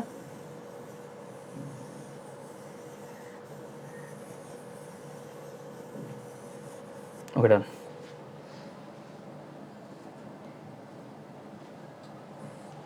এবার আসো, কিরে ভাই এত উদ্দীপকের প্রশ্ন কেন? অফিস সরঞ্জামের অপচয় 10%, অফিস সরঞ্জামের পুস্তক মূল্য 50,000 টাকা, অফিস সরঞ্জামের পুঞ্জীবিত অপচয়ের উদ্বৃত্ত এত টাকা, অফিস সরঞ্জামের ক্রয় মূল্যের পরিমাণ কত টাকা। এখানে কি বলেছে ভাইয়া? ক্রয় মূল্যের পরিমাণটা কত টাকা। ঠিক আছে, ওকে ফাইন। ক্রয় মূল্যের পরিমাণটা চেয়েছে। আচ্ছা, মন দিয়ে খেয়াল করবা, দেখো তো ভাই এই জায়গায় যে ক্রয় মূল্যের পরিমাণটা চেলো, আমরা এখানে আছে কি? অঙ্কে আছে পুস্তক মূল্য মানে বহিমূল্য আছে। আমরা সবাই জানি, মনে রাখবা, খুব মন দিয়ে খেয়াল করবা, বহিমূল্য কেমনে বের করে? ক্রয় মূল্য মাইনাস পুঞ্জীবিত অবচয়। কেমনে? পুঞ্জীবিত অবচয়, ক্রয় মূল্য থেকে পুঞ্জীবিত অবচয় বাদ দিলে আমরা বহিমূল্য পাই। সবাই এটা ক্লিয়ার? আমরা এটা বলেছিলাম যে বহিমূল্য বের করা ক্রয় মূল্য বের করা টাইপের মধ্যে ছিল আমাদের। তাহলে ক্রয় মূল্য থেকে পুঞ্জীবিত অবচয় বাদ দিলে বহিমূল্য পাবো। আমাদের এখানে পুঞ্জীবিত অবচয় কত? 10,000 টাকা। ওকে, বহিমূল্য কত? 50,000 টাকা। ফাইন।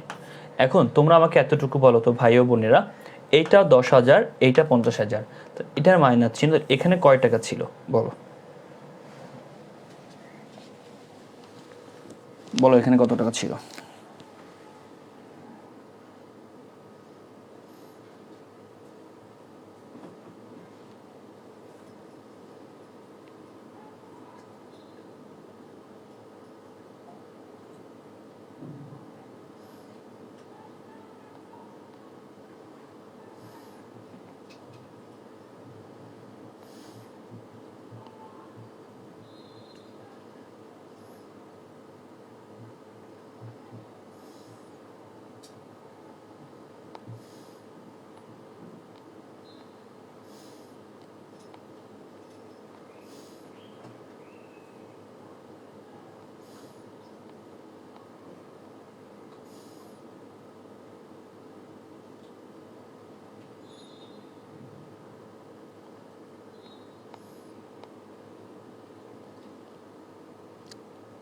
ওকে ফাইন,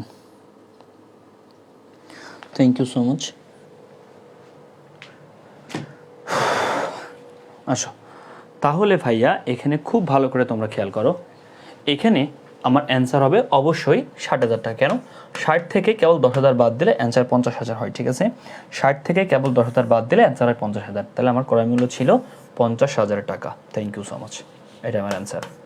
আচ্ছা, যদি অফিসের সরঞ্জামটি বিক্রি করা হয় তা লাভ হবে নাকি ক্ষতি হবে? আসেন লাভ ক্ষতির সূত্র কি আমরা শিখবো সবাই। লাভ ক্ষতির সূত্রটা আগে বেসিকটা শিখে নিই। লাভ ক্ষতির সূত্র হচ্ছে বিক্রয় মাইনাস বহিমূল্য। কি বললাম? বিক্রয় মাইনাস কি? বহিমূল্য। তো লাভ ক্ষতির সূত্র কি বলছি? বিক্রয় মাইনাস বহিমূল্য। তো লাভ ক্ষতির সূত্র কি বলছি ভাইয়া? বিক্রয় মাইনাস বহিমূল্য। তাহলে বিক্রয় মাইনাস কি? বহিমূল্য। কার সূত্র? লাভ ক্ষতির সূত্র। ওকে, লাভ ক্ষতির সূত্র বিক্রয় মাইনাস বহিমূল্য। বিক্রয় কয় টাকা আমার অঙ্কে? আমার বিক্রয় দেওয়া হচ্ছে 40,000 টাকা। রাইট। আচ্ছা, বহিমূল্য কেমনে বের করবো? ওকে ফাইন, বহিমূল্য তো আমার অঙ্কে বেরই করা আছে, আমি অলরেডি জানি যে আমার বহিমূল্য কত টাকা। আমি জানি 40,000 টাকা, কারণ আমার এখানে দেওয়াই আছে। অঙ্কে দেওয়া আছে না 40,000 না 15,000 দেওয়া আছে? অঙ্কে বহিমূল্য দেওয়া আছে না? দেওয়া আছে না ভাই? না, বহিমূল্য দেওয়া নেই। বহিমূল্য দেওয়া 30, 40, 50,000 না, বহিমূল্য দেওয়া নেই। বহিমূল্য তো আছে, পুস্তক মূল্য আছে না? এই যে 50,000 আছে, সরি 40,000 না 50,000। তাহলে বহিমূল্য কত? 50,000। তাহলে এটা দিল 50,000 টাকা। সরি, বিক্রয় আছে 40,000। আচ্ছা, তাহলে বহিমূল্য কত টাকা ভাই? 50,000 টাকা। বিক্রয় হলো 40। তাহলে খেয়াল করো, পুস্তক মূল্যের একটা বহিমূল্য। তাহলে এখানে 40 থেকে 50 বাদ দিলে মাইনাস ফিগার হবে 10,000 টাকা। আর আমরা জানি মাইনাস মানে ক্ষতি। তাহলে আমার অঙ্কে কী বেরোলো? ক্ষতির পরিমাণ 10,000। ওকে, ক্ষতির পরিমাণ হচ্ছে 10,000। Concept clear? তাহলে ক্ষতির পরিমাণ 10,000 টাকা। মাইনাস ফিগার হলে ক্ষতি, প্লাস ফিগার হলে লাভ। পুস্তক মূল্য বহিমূল্য বলতে কি বোঝায়? এই যে ক্রয় মূল্য থেকে পুঞ্জীবিত অপচয় বাদ, একটু আগে আমরা করলাম। আর ক্রয় মূল্য থেকে ভগ্নাবশেষ মূল্য বাদ মানে অবচয়যোগ্য মূল্য। অবচয়যোগ্য মূল্য, এটা জেনে নাও। আর ক্রয় মূল্য থেকে পুঞ্জীবিত অপচয় বাদ মানে বোঝাচ্ছে আমার বহিমূল্য। 30 জুন তারিখে সোনালী 50,000 টাকা ধারা একটি মেশিন ক্রয় করে। সংস্থাপন ব্যয় হচ্ছে 7,000 টাকা। তাহলে 50 আর 7 57 বহন খরচ 3000, 57 আর 3 60। ওকে, তাহলে টোটাল সম্পত্তির দাম কত? 60,000 টাকা। রাইট। 50,000 টাকা মেশিন ক্রয় করে, 7,000 টাকা যে মেশিন স্থাপন, 3,000 টাকা বহন খরচ, টোটাল 60,000 টাকা মেশিনের দাম। ভগ্নাংশ মূল্য 5,000 টাকা, আনুমানিক আয়ুষ্কাল 5 বছর। মাথায় রাখবেন কিন্তু এটা, কারণ অপপ্রদে চলে যাচ্ছি প্রতি বছর অবচয়টা। তাহলে সিম্পল আবার অবচয়টা বের করে রাখে, অবচয় বের করলে তো ক্ষতি নেই। সম্পত্তি ক্রয় মূল্য এখানে কোনো পদ্ধতির নাম বলেনি, তার নাম সরল রৈখিক, কারণ এখানে বলেনি সরল রৈখিক নাকি ক্রমহ্রাসমান। 60,000 টাকাতে বাধ্য ভগ্নাবশেষ মূল্য কত? 5,000। তাহলে বাদ দিয়ে কত থাকে? বাদে থেকে 55,000। ভাগ দেবো মেয়াদ দিয়ে, মেয়াদ হচ্ছে 5, 5 11 55, 11,000 টাকা আমার কি বার্ষিক অবচয়। এখন তোমার কাছে মনে হয় স্যার কেমন বের করলেন? আমি আবার বলি, সম্পত্তির ক্রয় মূল্য মাইনাস হচ্ছে আমার ভগ্নাবশেষ মূল্য। যদি ক্রয় মূল্য থেকে যদি আমি ভগ্নাবশেষ মূল্য বাদ দিই, তার মেয়াদ দিয়ে ভাগ দিই, তাহলে আমার 1 বছরের অবচয় পাবো। আসো, কিরকম সাইজ? কি হয়েছে ভাইয়া? স্যার যে বস্তু কি দুইটাই? কোনটা কি কোনটা? দুইটা ইউএসবি আর টাইপ সি মানে বুঝলাম না, মানে একসাথে 3টা?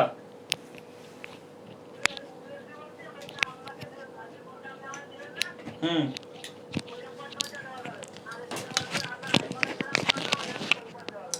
আমারে বলতি ওই যে চার্জার সাথে কর্ড দেওয়া। বাচ্চারা আবার কিন্তু আইসা পড়লাম, বুঝছো? ক্লাস করো, মনোযোগ দিয়ে ক্লাস করো, এমসিকিউ গুলো একদম সলভ করে প্রো হয়ে থাকো। এমসিকিউতে যদি 30 কনফার্ম করতে পারো, এমসিকিউতে যে বা যারা 30 কনফার্ম করতে পারবে, বুঝছো?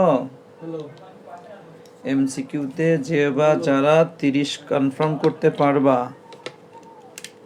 তাই কিন্তু এ প্লাসের আশা রাখতে পারো। যদি তোমার এমসিকিউতে 30-এ 30 না রাখতে পারো, বুঝছো, তাহলে কিন্তু এ প্লাসের আশা ছেড়ে দিতে হয় অনেকটা। সুতরাং মাথায় রেখো, তোমার এমসিকিউতে 30-এ 30 পাইতে হবে, বুঝছো কথা? এমসিকিউতে 30-এ 30 পাইতে হবে। এমসিকিউতে 30-এ 30 না পাইলে তুমি সিকিউ যতই ভালোই লেখো ভাই, লাস্টে কিন্তু এ প্লাস নিয়ে তোমার টানাটানি বেঁধে যাবে। সুতরাং এমসিকিউ গুলো একদম মনোযোগের সাথে ক্লিয়ার করো। আর আরেকটা বিষয় হলো, তোমাদের এই যে ভাইয়া যে এমসিকিউ গুলো ক্লিয়ার করাচ্ছে, এগুলি কিন্তু তোমরা আবার যথাসম্ভব রিভিশন দিবা, বুঝছো? একদম পুরো রিভিশন দিবা, ইনশাআল্লাহ দেখবা যে একদম প্রো হয়ে যাবা। এই যে 600-700 যে এমসিকিউ আছে, যেভাবে করে তোমাদেরকে অ্যানালাইসিস করানো হচ্ছে, অ্যানালাইসিসগুলা যদি ক্লিয়ার করতে পারো, ইনশাআল্লাহ দেখবা যে তোমার এক্সাম হলে একদম সব কমন পড়ে যাবে। কমন পড়া বলতে তোমার এই অ্যানালাইসিস থেকে চলে আসবে। সুতরাং সর্বোচ্চটা দিয়ে চেষ্টা করো। আচ্ছা, আরেকটা বিষয় হলো, তোমরা আমার রাইট ফর্ম অফ ভার্বের ক্লাস কে কে করেছিল একটু বলো তো দেখি একটু, যে রাইট ফর্ম অফ ভার্বের যে আমি 4টি ক্লাস নিয়েছি, 4টা ক্লাসই কে কে করে ফেলেছো? যে স্যার আমি যদিও রানিং অবস্থায় করতে পারি নাই, কিন্তু এখন করে ফেলেছি। কে কে একটু দেখতে চাই যে কারা কারা করেছো, আমি একটু দেখছি। ওকে, দেখি কে কে করেছে। হ্যাঁ, থ্যাংক ইউ সো মাচ, অনেকেই দেখতে পাচ্ছি। Thank you. হ্যাঁ, জানিয়ে দাও তো দেখি কে কে করেছো। অপু ভক্ত কমপ্লিট স্যার। মিকুন দেবনাথ আমি করছি স্যার। জান্নাতুল নাইম, হ্যাঁ ওকে দেখছি। আদর আহমেদ, আচ্ছা নাইম করেছে। দেখি কে কে করেছে, জানো তো, সবাই জানো। Thank you. আচ্ছা, আর একটা বিষয় হলো, যারা 4টি ক্লাসই করেছো, আমি তো রাইট ফর্ম অফ ভার্বের উপর 4টি ক্লাস নিয়েছি। এই 4টি ক্লাস যারা করেছো, যারা একদম ক্লাস 1, ক্লাস 2, ক্লাস 3, ক্লাস 4 তথা আমাদের একদম বেসিক, এরপরে প্রথম দিন 2টা বোর্ড কোশ্চেন অ্যানালাইসিস, সাথে সাথে কিছু রুলস, এরপরে লাস্টের দিন গত বৃহস্পতিবারে একদম পুরা সবগুলা যে অ্যানালাইসিস, 4টি ক্লাসে যারা করেছো তারা একটু বলো তো যে কী অবস্থা, right form of verb clear নাকি এখনো ক্লিয়ার না? না ভাই, সব ভুলো রে, প্রশিক্ষণ দিতে হবে।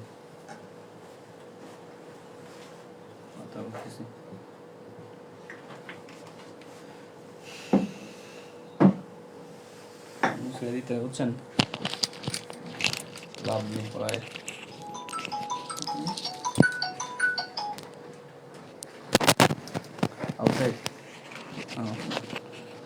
আল্লাহ রহম করো, মালিক রহম করো।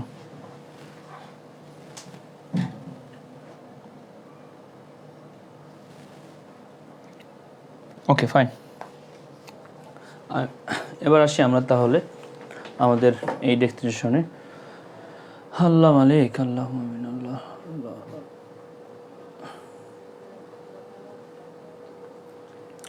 ওকে ফাইন, দেখেন এখানে আমরা পরবর্তী স্টেপে যাব। পরবর্তী স্টেপে আমাদের পরবর্তী আরেকটা ম্যাথ আছে, আমরা দেখতে পারবো একটু কাইন্ডলি। একজন বলছেন স্যার এমনি বুঝতে পারি, ক্লাস নিজে করতে গেলে পারি না স্যার। এটা কোনো সলিউশন, এটা সলিউশন হচ্ছে যে আপনি পড়েন না তাই পারেন না, কম পড়েন। আপনি কম পড়েন তাই পারেন না, আপনি বেশি পড়েন আপনি পারবেন। এটা কোনো সলিউশন আমার কাছে নেই। কদিন পরে কবেন স্যার আমার একটু পড়াই দিন তো, এই ভয় লাগে, এই কথা না করেন আপনারা। সরলরৈখিক পদ্ধতি 2021 সালে অবচয় কথা, অবচয় বের করতে বলছে। আচ্ছা, অবচয় বের করতে বলছে, আসেন একটু দেখি। এখানে আমাদের অবচয় যখন বের করতে বলছে, আমরা একটু দেখি তাহলে। এই দেখেন জুন মাস, জুন মাস মানে কি হাফ, জুন মাস মানে কি হাফ। তাহলে এখানে 50,000 আর সংস্থাপন 7 আর 3 60,000 টাকা। 60,000 টাকার উপরে আমরা কি করব, ভগ্নাংশ হলো 5,000 ভাগ হচ্ছে কত 5 বছর, তাহলে কত হবে 11,000। এরা বের করছে, কিন্তু অর্ধেক বলেছে জুন মাসে 30শে জুন থেকে 31 ডিসেম্বর, তাহলে অর্ধেক, অর্ধেক মানে ভাগ 2, 5500 আমার ওই বছরের অবচয়। ওই বছর বলতে 2021 সালের অবচয়। 2022 সালের কত হবে, 2022 সালের বললে কিন্তু পুরা হতো, 22 সালের 11,000ই হতো। 23 সালের কত, 23 সালের 11 হতো, কিন্তু 21 সালে যেহেতু আপনি জুনে কিনেছেন তাই 21 সালের অর্ধেক অবচয় হবে। তাহলে 21 সালে কত হবে, অর্ধেক হবে অবচয়। ফাইন, তারপরে আমরা সামনের দিকে আগাই। তাহলে এবার দেখেন, যদি প্রতিষ্ঠানটি দ্বিগুণ ক্রমসমিত অবচয় হার ধার্য করতো, অবচয় হার কত, তাহলে মেয়াদ কত 5 বছর। তাই 5 বছর মানে 200 ভাগ কত 5, 200 ভাগ কত হবে 5, 40%। 200 ভাগ 5 দিলে 40%। সাধারণত কোন সম্পত্তির অবচয় ধরা হয় না, আমরা সবাই জানি, খুব মন দিয়ে খেয়াল করবেন। ভূমির উপর অবচয় ধরা হয় না, কারণ ভূমির উপর অবক্ষয় ধরা, এটা মাথায় রাখবেন। ভূমির উপর অবক্ষয় বা শূন্যীকরণ ধরা হয়, ওকে। আর ভূমিকে প্রাকৃতিক সম্পদ, মনে রাখবেন, প্রাকৃতিক যে সম্পত্তি এগুলো আছে তার উপরে অবক্ষয় বা শূন্যীকরণ ধরা হয়, ঠিক আছে ভাইয়া? Okay fine. দালান কোঠা, যন্ত্রপাতি, মোটর গাড়ি, এগুলো স্পর্শনীয় স্থায়ী সম্পদ। কি সম্পদ? স্পর্শনীয় স্থায়ী সম্পদ। স্পর্শনীয় স্থায়ী সম্পদ, তাই এর উপর অবচয় ধরা হয়। তাহলে অবচয় ধরা হয় শুধুমাত্র স্পর্শনীয় স্থায়ী সম্পত্তির উপরে। আর ভূমি একটা অবক্ষয় প্রাকৃতিক সম্পদ, তাই এর উপরে অবক্ষয় বা শূন্যীকরণ ধরা হয়। নিম্নে কোনটি অবচয় পদ্ধতিতে আর সমান ড্যাশ সূত্র বলো। এই সূত্রটা অনেকে হয়তো মুখস্থ করেছো, যারা পারছো, আর যারা মুখস্থ করনি পারোনি, মানে একটা সূত্র তোমাকে স্যাম্পল দেওয়া আছে, বলেছে কোন সূত্র, মনে রাখবে এটা সিম্পল সূত্র, কর্মসমানের সূত্র। বাট এটা পরীক্ষায় কখনো অ্যাপ্লাই করবো না, কারণ এই সূত্র অ্যাপ্লাই করতে গেলে তোমার জীবনতে আসপাতে হবে, বাট মনে রাখবা। অবচয় একটি ড্যাশ, অবচয় একটি কি নগদ ব্যয় না অদৃশ্যমান, জি অদৃশ্যমান। অবচয় কাল্পনিক না, অদৃশ্যমান ব্যয়, আন্তঃলেনদেন, অনগত লেনদেন, বারবার বলেছি। বলেছে এখানে আমদানিকৃত মেশিনটি মোট মূল্য কত। রংধনুর 3 লক্ষ টাকার একটি মেশিন ক্রয় করে, এই দেখো আমদানি করে, মেশিনটির আমদানি শুল্ক 30,000, তো 3 লাখ আলো 3 লাখ 30, জাহাজ ভাড়া 20,000, তো 3 লক্ষ 50, পরিবহন খরচ 3 লাখ 60, সংস্থাপন 5, তো 3 লক্ষ 65,000 টাকা, ওকে ফাইন। আবার বলো 3 লাখ আলো 3 লাখ 60, 3 লাখ 30, 3 লাখ 30 আলো 20 কত, 3 লাখ 30 আলো 20 হচ্ছে 3 লক্ষ 50, 50 আলো 10, 3 লাখ 60, ওকে। সংস্থাপন ব্যয় কত, এই যে সংস্থান আছে কত 5, আর কিছু আছে দেখো তো, আবার কি আছে, মেশিনটি চালু করার জন্য কি আছে এখানে, ও আচ্ছা এখানে একটা খরচ আছে, চালু করার জন্য একটা বিশেষ ভাড়া প্রদান, মানে চালু করার জন্য ভাড়া প্রদান, এটাও সংস্থার মধ্যে যাবে, এখনো ব্যবহার করনি তো এটা সংস্থার মধ্যে যাবে, ঠিক আছে। তো স্পেশাল ভাড়া দিচ্ছ চালু করা, যেটা 10 তাহলে 3,75,000 টাকা আমার সঠিক অ্যান্সার হবে টোটাল ক্রয় মূল্য, কারণ চালু করার আগ পর্যন্ত সকল খরচই সংস্থা মানে মেশিনের সাথে আসবে। Okay fine. যদি মেশিনটি আজকাল 10 বছর হয়, অপচয় বার্ষিক অপচয় কত হবে, সিম্পল 3,75,000, এটাকে ভাগ দিয়ে ভাগ 10 দিয়ে, কারণ কোনো ভগ্নাবশেষ মূল্য এখানে কি নেই, কোনো ভগ্নাবশেষ মূল্য নেই মানে কি, ক্রয় মূল্য যদি ভগ্নাবশেষ নেই মানে 0, তাহলে ক্রয় মূল্য মানে ভগ্নাবশেষ মূল্য ভাগ মেয়াদ, আর ভগ্নাবশেষ মূল্য না থাকলে 0 দেওয়া যায় কথা, না দেশের কথা, 3,75,000 ভাগ এত, তাহলে 37,500 হবে অ্যান্সার। সিম্পল। অপচয় একটি আন্তঃলেনদেন, কারবারি লেনদেন ভাইয়া, অনবত কারবারি লেনদেন না ভাইয়া, এইটা আর এটা 32 নম্বর কোশ্চেন, ক্লিয়ার? Okay clear. আবার কারবারি লেনদেন বলা যায় কিছু কিছু ক্ষেত্রে, কেন কারবারি লেনদেন বলা যায়, কারণ এটা তো কারবারি বাট্টা না, সরি হ্যাঁ কারবারি লেনদেন বলা যায়, কারণ বাট্টা তো আর না, কেন কি কারবারিতে কারণ নাকি প্রতিষ্ঠান লেনদেন, এটা কি প্রতিষ্ঠানের বাইরে নাকি প্রতিষ্ঠান লেনদেন, এটা ভাইয়া এটা তো প্রতিষ্ঠান, কারণ অবশ্যই তো যাবে যা হয় তার এটা লেনদেন, যদি বলতো কারবারি বাট্টা তাহলে হইতো না। ওকে ভাইয়া, তাহলে অবশ্যই 3টা অ্যান্সার হবে। দেখো ক্রয় মূল্য চেয়েছে, অনেক গুরুত্ব, ভেরি ভেরি ইম্পর্টেন্ট। দেখো এখানে বলেছে ক্রয় মূল্য কত, সম্পত্তি ট্রেডার্স, একটা ট্রেডার্সে 10 বছর মেয়াদ, বার্ষিক অবচয় এত, মনে রাখো ভগ্নাবশেষ মূল্য এত, ক্রয় মূল্য কত, আমরা জানি ক্রয় মূল্য এমন একটা অ্যামাউন্ট যার থেকে ভগ্নাবশেষ মূল্য বাদ দিয়ে মেয়াদ দিয়ে ভাগ দিলে অবচয় বেরোয়, এটা আমরা জানি। তাহলে ক্রয় মূল্য আমি জানি না কত, ভগ্নাবশেষ মূল্য হচ্ছে 10,000 টাকা, মেয়াদ কত অঙ্কের 10 বছর, এখানে কত টাকা ছিল, দাঁত থেকে 10,000 বাদ দিয়ে 10 দিয়ে ভাগ দিয়ে অবশ্যই 20,000 হয়। আবার ভালো করে বুঝতে হবে, এটা অনেক গুরুত্বপূর্ণ কোশ্চেন। এখানে কত অ্যামাউন্ট ছিল আমি জানি না, যার থেকে 10,000 বাদ দেবো, দিয়ে যা হবে 10 দিয়ে ভাগ দিলে এত। আচ্ছা সিম্পল কনসেপ্ট, আমাকে একদম পানির মতো একটা কোশ্চেন, দেখো 3 লাখ থেকে 10,000 বাদ দাও, থাকে 2,90,000, অ্যান্সার তো যে কোনো একটা হয়, 2,90,000 ভাগ 10 20,000 হয় না, 2,10,000 মাইনাস দাও 10, থাকে 2 লাখ, 2 লাখ ভাগ দাও 10, মিলে গেছে, এটাই আমার অ্যান্সার, এটাই আমার অ্যান্সার। 2 লাখ মাইনাস 10, 1,90,000 ভাগ 15, 19,000 হয় না, 1,90,000 তো হবে না, তাহলে এইটা যদি এখানে থাকতো, অপশন দেখে দেখে ম্যাথটা করলাম আমরা, এটা মাইনাস এইটা, তাহলে কত হচ্ছে 2,10,000 থেকে 10,000 বাদে 2 লাখ, 2 লাখ ভাগ 10 20,000, ঠিক আছে ভাই, thank you so much. Okay clear. এই যে কিডা মেহেদি হাসান, এইসব বাটফারি বাদ দাও, বুঝছো, সলিউশন দেখে অ্যান্সার বাদ দাও, খবরদার সলিউশন দেখা বাদ দাও ভাই, মেহেদি রাখো না শোনা, সলিউশন দেখে অ্যান্সার করা বাদ দাও ভাই, এগুলো অনেক সমস্যা, কিন্তু মূল আইটেমটা শেখো, বেসিক শেখো, সলিউশন দেখে দেখলাম আর গুণ করে যোগ করে দিলাম না ভাই, এগুলা করবা না প্লিজ, এগুলা করবা না ভাই, অনুরোধ করছি। ওকে ভাই, এগুলো কখনোই করবো না, এই সলিউশন আছে দেখে দেখে গুণ, কেন গুণ করলে, এইটা করে যে এটা অ্যাপ্লাই করো, সিম্পল প্রসেস, একটা অ্যামাউন্ট ছিল যার থেকে এটা বাদ দিয়ে অ্যান্সার, সিম্পল প্রসেস। ইউনিভার্সিটি অ্যাডমিশনে গেলে কানবা, এইসব এইসব এইসব যোগ বিয়োগ করতে পারবা না, তখন কানবা ভাই, সত্যি সলিউশন দেখে নাই কসম, তারপরও না দেখো আলহামদুলিল্লাহ ভাইয়া, থ্যাংক ইউ, কিন্তু ভালোভাবে শিখবে। অ্যাকাউন্টিংয়ের টেস্ট পেপার কিনবো, মাইশা আক্তার, আপনার মধ্যে কিছু স্টুডেন্টদের জন্য হাজার কষ্ট করে পড়ায় লাভ নেই, টেস্ট পেপার কেন কিনবেন, কয়দিন টেস্ট পেপার পড়বেন বোন, আমি টেস্ট পেপার সলভ করাচ্ছি, এরপর আপনার টেস্ট পেপার কিনবেন, হাই রে বাঙালি রে, হাই রে বাঙালি, বাপ মার টাকা পয়সা বোঝে না, টেস্ট পেপার সলভ করাচ্ছি এরপর টেস্ট পেপার কিনবে মানুষ, তোমরা যে কেমন খালি, মানে তোমরা ভাবো যে বই কিনলি মনে হয়, মানে বই কিনলি মানে আমি পাস, আসলে এই আমি বই লাগবো চিন্তা করছি, কারণ স্টুডেন্ট ক্লাস করে না কিন্তু বই কেনে, ব্যবসা তো ওই জায়গায় ভাই, আরে ভাই যে কষ্ট করে যে কদিন ক্লাসে একটা বই দাঁড়া করা যায়, একটা বইয়ের 50% দাঁড়া করা যায়, যে কষ্টের ক্লাস নিচ্ছি, আমি তো ভুল করতেছি না, বই বের করতে, ব্যবসা করতে হবে, ভালো একটা বই বের করতে হবে।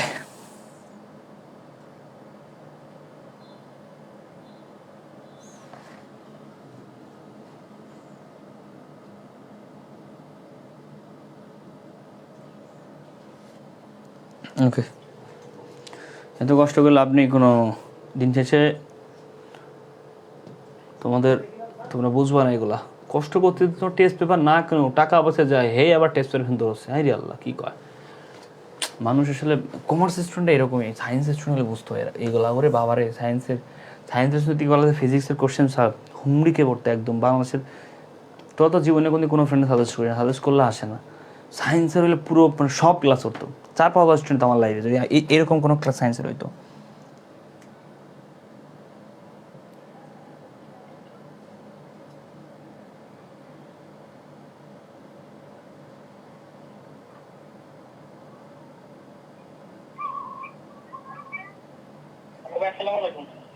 আমি ক্লাসে আছি, একটু পরে ফোন দিন প্লিজ। ওকে ফাইন, ঠিক আছে ভাই। এই ক্লাস কতদিন করবে? আমি মরার আগ পর্যন্ত চলবে।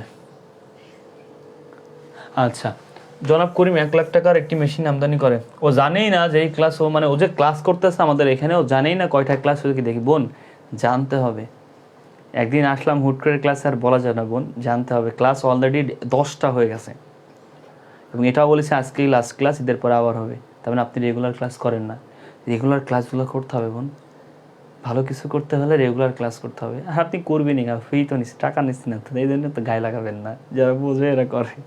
আচ্ছা, এগুলা এখন বলে লাভ নেই, কারণ বাঙালিদের বোঝানো সম্ভব না ভাইয়া, বিশেষ করে আমাদের যেসব এইচএসসি স্টুডেন্ট পাকনা, তো ওরাও অতিরিক্ত সমস্যা।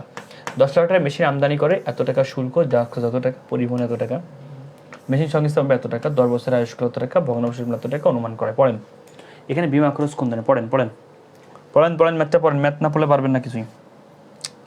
এখন একটা প্রশ্ন হচ্ছে ভাই, শুনেন এখানে খুব মন দেখে, সংস্থাপন ব্যয়, ডক্সাস এবং পরিবহন বিমা এত টাকা, এবং পরিবহন, এই যে পরিবহনের জন্য, তাহলে পরিবহন বিমা বলতে পরিবহনের জন্য খরচ, আর পরিবহন খরচ কি মূলধন জাতীয়। যদি শুধু বিমা বলতো অ্যান্সারে হইতো না। ওকে, পরিবহন বিমা মানে পরিবহনের জন্য, আর পরিবহন খরচ হচ্ছে মূলধন জাতীয় ব্যয়।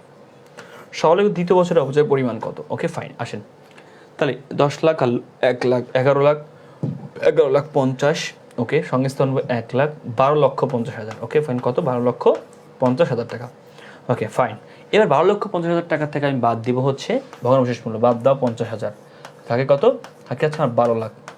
এই 12 লাখটাকে আমি কি করব, এই 12 টাকাকে কি করবো, মেয়াদ দিয়ে ভাগ দেবো, কারণ ক্রয় মূল্য মানে ভগ্নাবশেষ মূল্য ভাগ মেয়াদ, মেয়াদ কত আছে আমার? 10 বছর। 12 লাখ ভাগ 10, 1 বছরে হচ্ছে 1,20,000।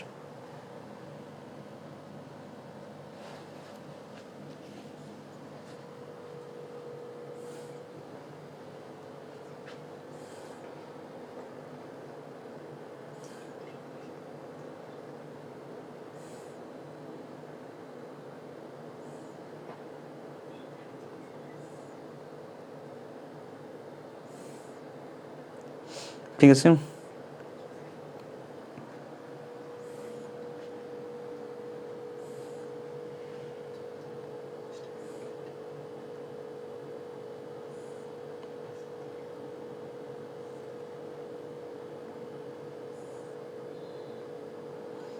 ওকে ফাইন, ক্লিয়ার।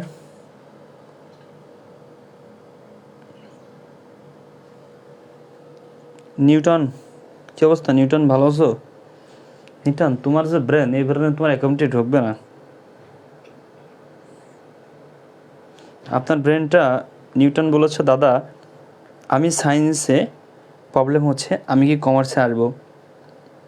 প্রিয় সম্মানিত গুণী নিউটন, আপনার যোগ্যতা হয়নি কমার্সের জিনিস আপনার মাথার মধ্যে ঢোকার। তো আপনার যে ব্রেন আল্লাহ দিয়েছেন, এই ব্রেনের মধ্যে অ্যাকাউন্টিং ঢোকার ক্ষমতা নেই। আর অ্যাকাউন্টিং আপনার ব্রেনের জন্য পারফেক্ট না। সো আপনাকে শুধু শুধু আমি চাচ্ছি না পাগল বানাইতে, যেখানে আছেন সেখানেই শান্তিতে থাকেন। শুধু শুধু পাগলামি করেন না, অ্যাকাউন্টিং মাথায় ঢুকায়েন না। অ্যাকাউন্টিং যারা পড়ে, যারা পড়ায়, এদের লেভেল অন্যরকম, আপনার জন্য না।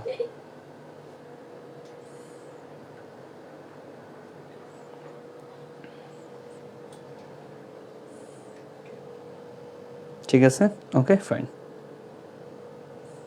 Clear clear clear.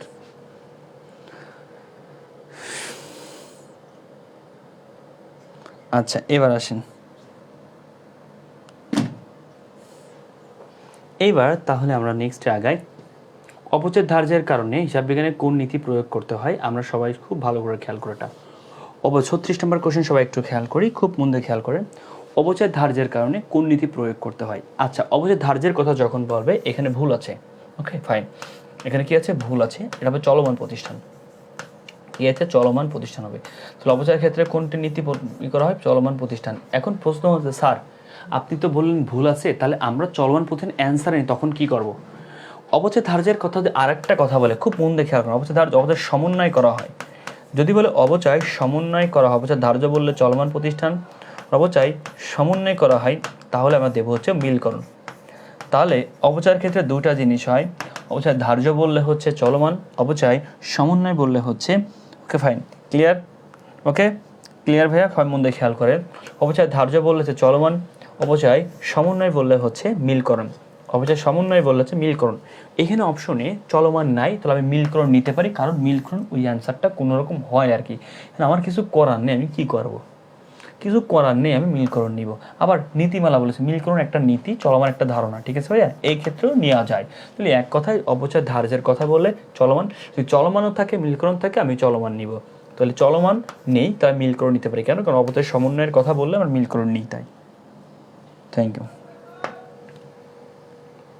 এখানে বলেছে বার্ষিক অবচয়ের পরিমাণ কত টাকা, কোম্পানি এত টাকা,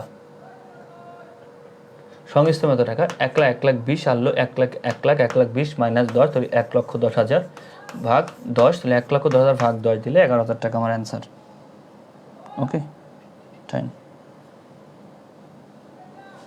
ওকে ফাইন। এবার আসেন, বলেছে আলম ব্রাদার্সের 18 সালে জানুয়ারি 1 তারিখে এত টাকার মেশিন করায়, ভালো করে শুনে নিজে, সংস্থাপন ব্যয় এত টাকা, 1,10,000, পরিবহন 10,000, 1,20,000, ভ্যাট বাবদ এত টাকা, ভ্যাটও 20, তাহলে 1,40,000, 10% অবচয় হলে সরলরেখ পতিত অবচয়ের পরিমাণ কত টাকা? ওকে ভালো করে শুনেন। বার্ষিক অবচয়, হ্যাঁ দেখেন 1,00,000 টাকা, তারপরে এখানে কত আছে 1,10,000, পরিবহন খরচ কত আছে 10, তাহলে 1,00,000 কত 20,000, 1,20,000, তাহলে এখানে কত আছে 20,000, তাহলে 1,40,000 টোটাল। এই 1,40,000 উপরে কয় পার্সেন্ট? 10%, কারণ এখানে কোনো হ্রাসমান এই নেই, সরি এখানে হচ্ছে ভগ্নাংশগুলো নেই। তাহলে 1,40,000 উপর 10% করলে 14,000 টাকা আমার অবচয়।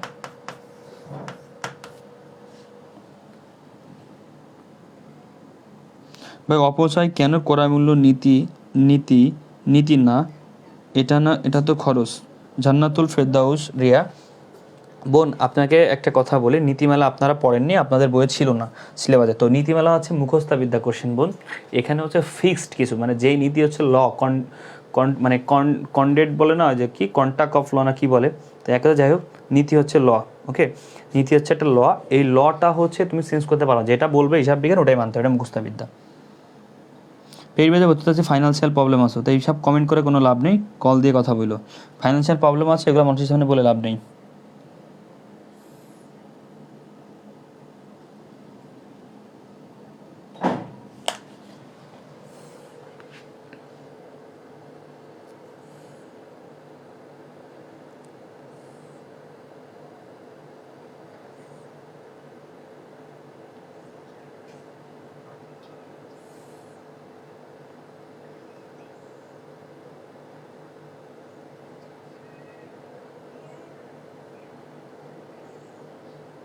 ক্লিয়ার?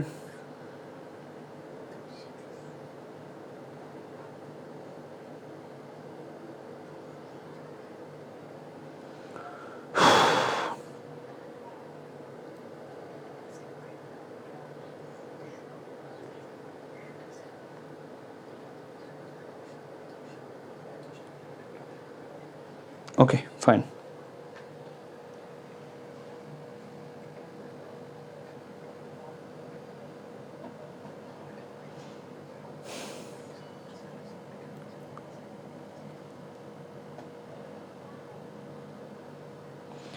ভাইয়া ম্যাথ করতে গেলে অনেক প্রবলেম হয়ে যায়, কেমনে জানাবো? ম্যাথ করতে যে প্রবলেম হওয়ার কোনো অপশনই নেই, সব বোর্ড সলভ করে দিচ্ছি, আপনার আর কি সমস্যা হবে? এরপর যদি আপনার সমস্যা ওই ক্লাস দেখবেন, বোর্ডে সিকো আমরা সলভ করাচ্ছি, আপনার কী সমস্যা হবে? আপনি সব ক্লাস করলে আপনার প্রবলেম থাকতেই পারে না, এটা ইম্পসিবল কথাবার্তা। সব বোর্ড সলভ করাচ্ছি 17 সাল থেকে 22 সাল, আপনার কী সমস্যা থাকবে? এর বাইরে বোর্ড কোশ্চেন কই পাচ্ছেন আপনি?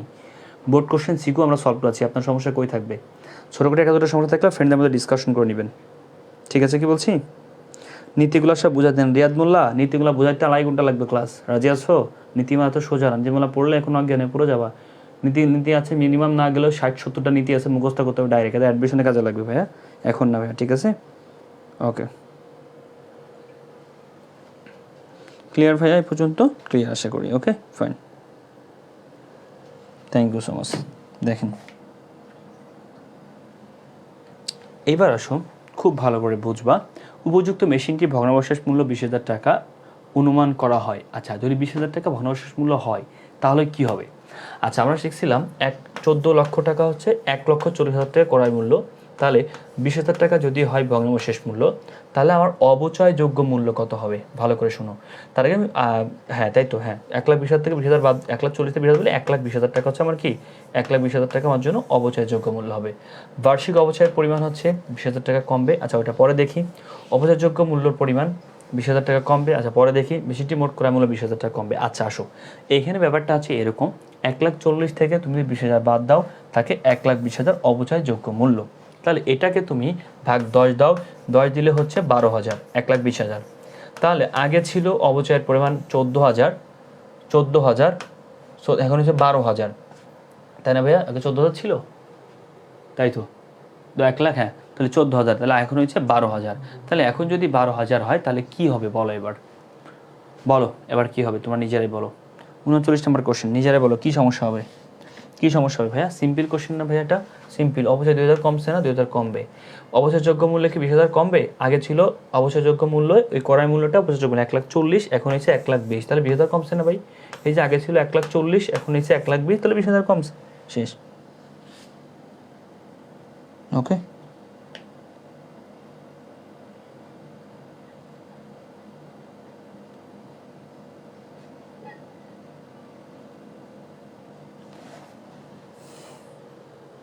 ক্লিয়ার?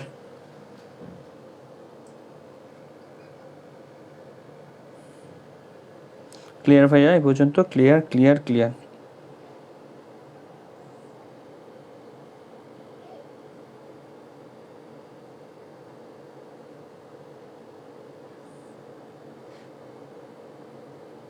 Okay fine.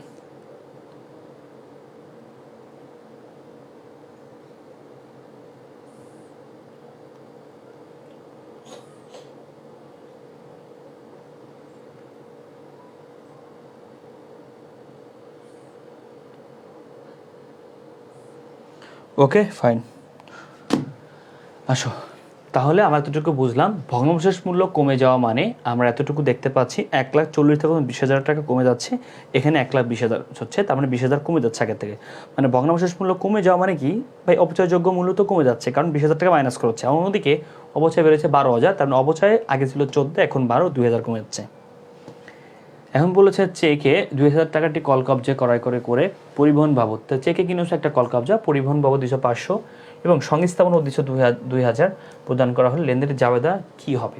আচ্ছা, তুমি টোটাল 20,000 দিচ্ছ, কল কবজা বাবদ পরিবহন দিচ্ছ 500, তাহলে 20,500, সংস্থাপন 2,000, টোটাল দিচ্ছ হচ্ছে ভাইয়া 20 আর 2 22,500 টাকা দিচ্ছ টোটাল। তাহলে টোটাল তোমার কয় টাকা দেখাবা? 22,500 দেখাবা। জাবেদা কয় টাকা দেখাবা? 22,500 দেখাবা। ওকে, ভর্তির জন্য কখন কল দেবে? এখনই দাও, কোনো সমস্যা নেই।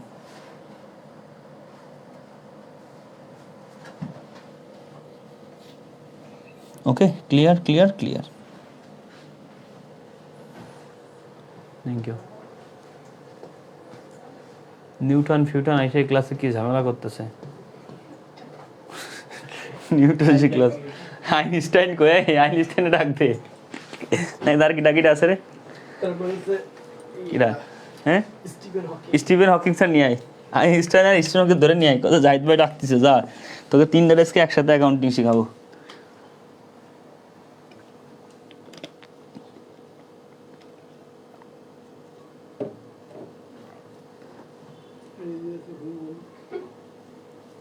Okay fine.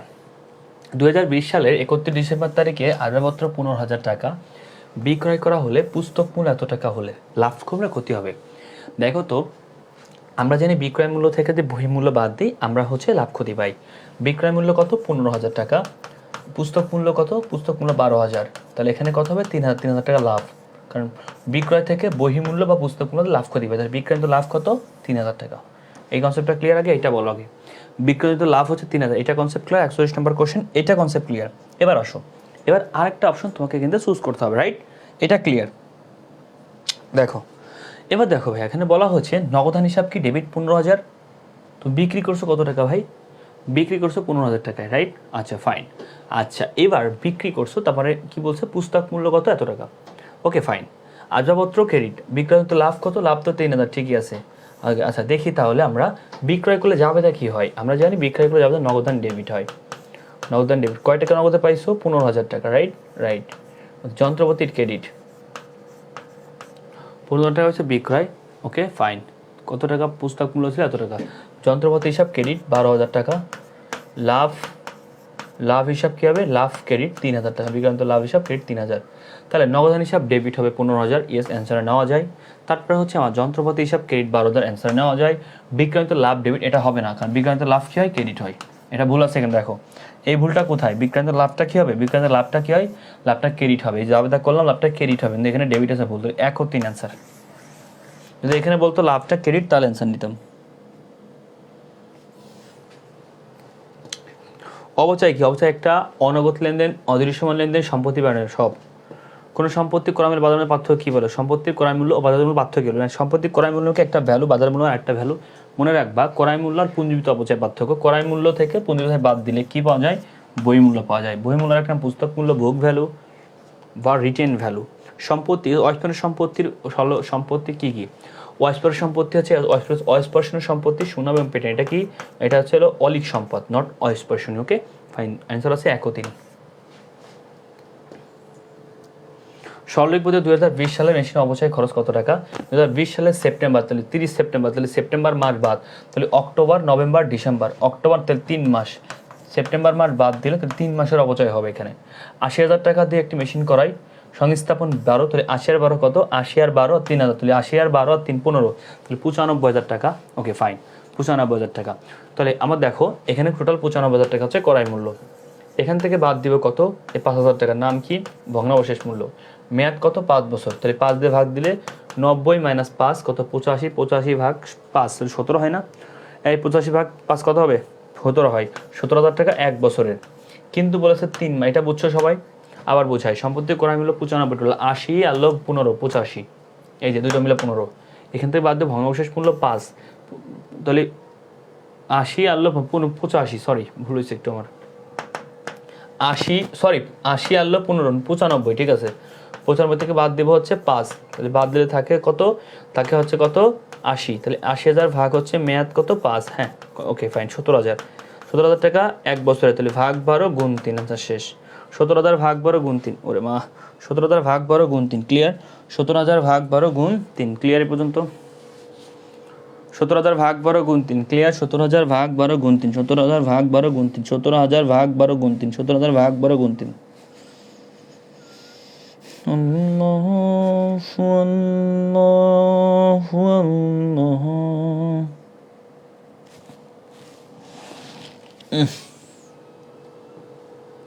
প্রতিদিন যদি পরবর্তীতে ক্রমহ্রাসমান পদ্ধতিতে অবচয় হয়, তাহলে অবচয় হার কত? অবচয় হার 200 ভাগ আয়ুষ্কাল, আমরা সবাই এটা জানি। 200 ভাগ আয়ুষ্কাল মানে কত? আয়ুষ্কাল হচ্ছে 5, তাহলে 200 ভাগ আয়ুষ্কাল মানে এত, 200 ভাগ আয়ুষ্কাল মানে 5, অ্যান্সার শেষ। অবচয় একটি ড্যাশ, এটা পড়াইছি। অবচয় একটা আন্তঃলেনদেন, হ্যাঁ এটা সম্পত্তি কর্ম অনগদ, হ্যাঁ 3টা অ্যান্সার। কোনো প্রতিষ্ঠান যদি সম্পত্তি 10% আবিষ্কার সিদ্ধান্ত নেয়, এতে কী হবে? প্রতিষ্ঠান তার সম্পত্তি বছরে 10% অবসর মানে অবচয় সিদ্ধান্ত নিচ্ছে। তো অবচয় ধরলে কী হবে? অবচয় ধরলে কী হবে? অবচয় ধরলে কী হয়? ওদের অবচয় ডেবিট, পুঞ্জীবিত অবচয় ক্রেডিট, ওই সমন্বয় যাবে, তা কী হয় বলো? অবচয় ধরলে অবচয়টা সমানে ধরলে কী হবে? মুনাফা হ্রাস পাবে না ভাই? সবই তো হবে, সবই হবে না? কারণ কি দেখো, ব্যয় বাড়ে না, অবচয় হিসাব ডেবিট, ব্যয় বাড়লে মুনাফা কমে, মুনাফা কমে মালিকানাত্ব কমে। এখানে সম্পদের কথা বলেনি, বিপরীত সম্পদ নাই। যাই হোক হোক গা, 3টা আমার অ্যান্সার। কারণ অবচয় হিসাব আমার ডেবিট, আর ডেবিট মানেই ব্যয় বাড়ে মুনাফা কমে। এটা পড়াইছি ভাই আমি, এই কোয়েশ্চেন হুবহু পড়াইছি আমি।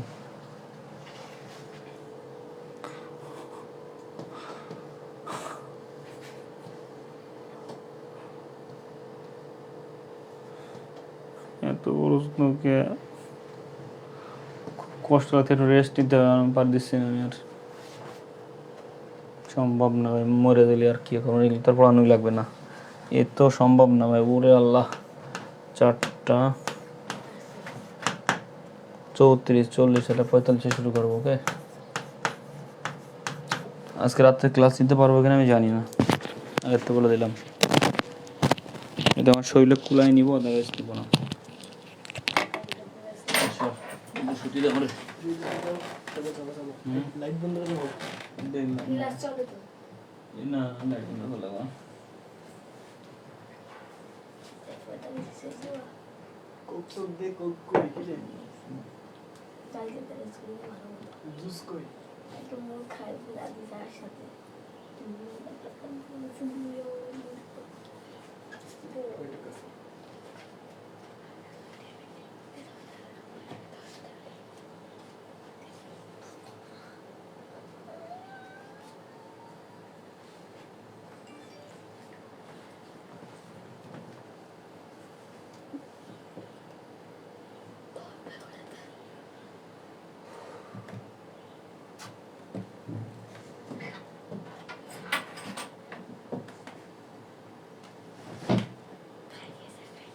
চুপ করো যাও খান খালি নিয়ে কি খেল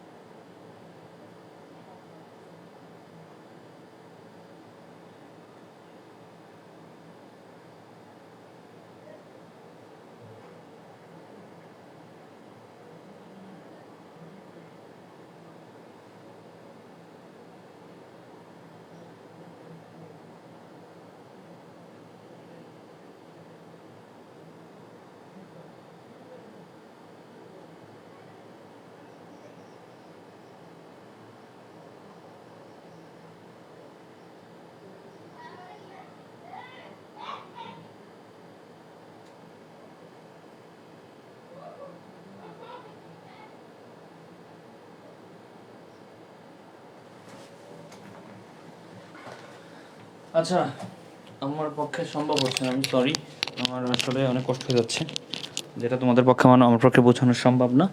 আর এটা তোমরা বুঝবাই না, কারণ স্টুডেন্ট রূপে কিছু অমানুষ আছে, এরা কখনো বুঝবে না, এটা স্বাভাবিক। But I am very sorry for that. আমি সন্ধ্যার সময় আবার পার্ট 2 ক্লাস নিব, কত থেকে 49 থেকে, ইনশাল্লাহ 49 থেকে পার্ট 2 নিব, 7:15 থেকে।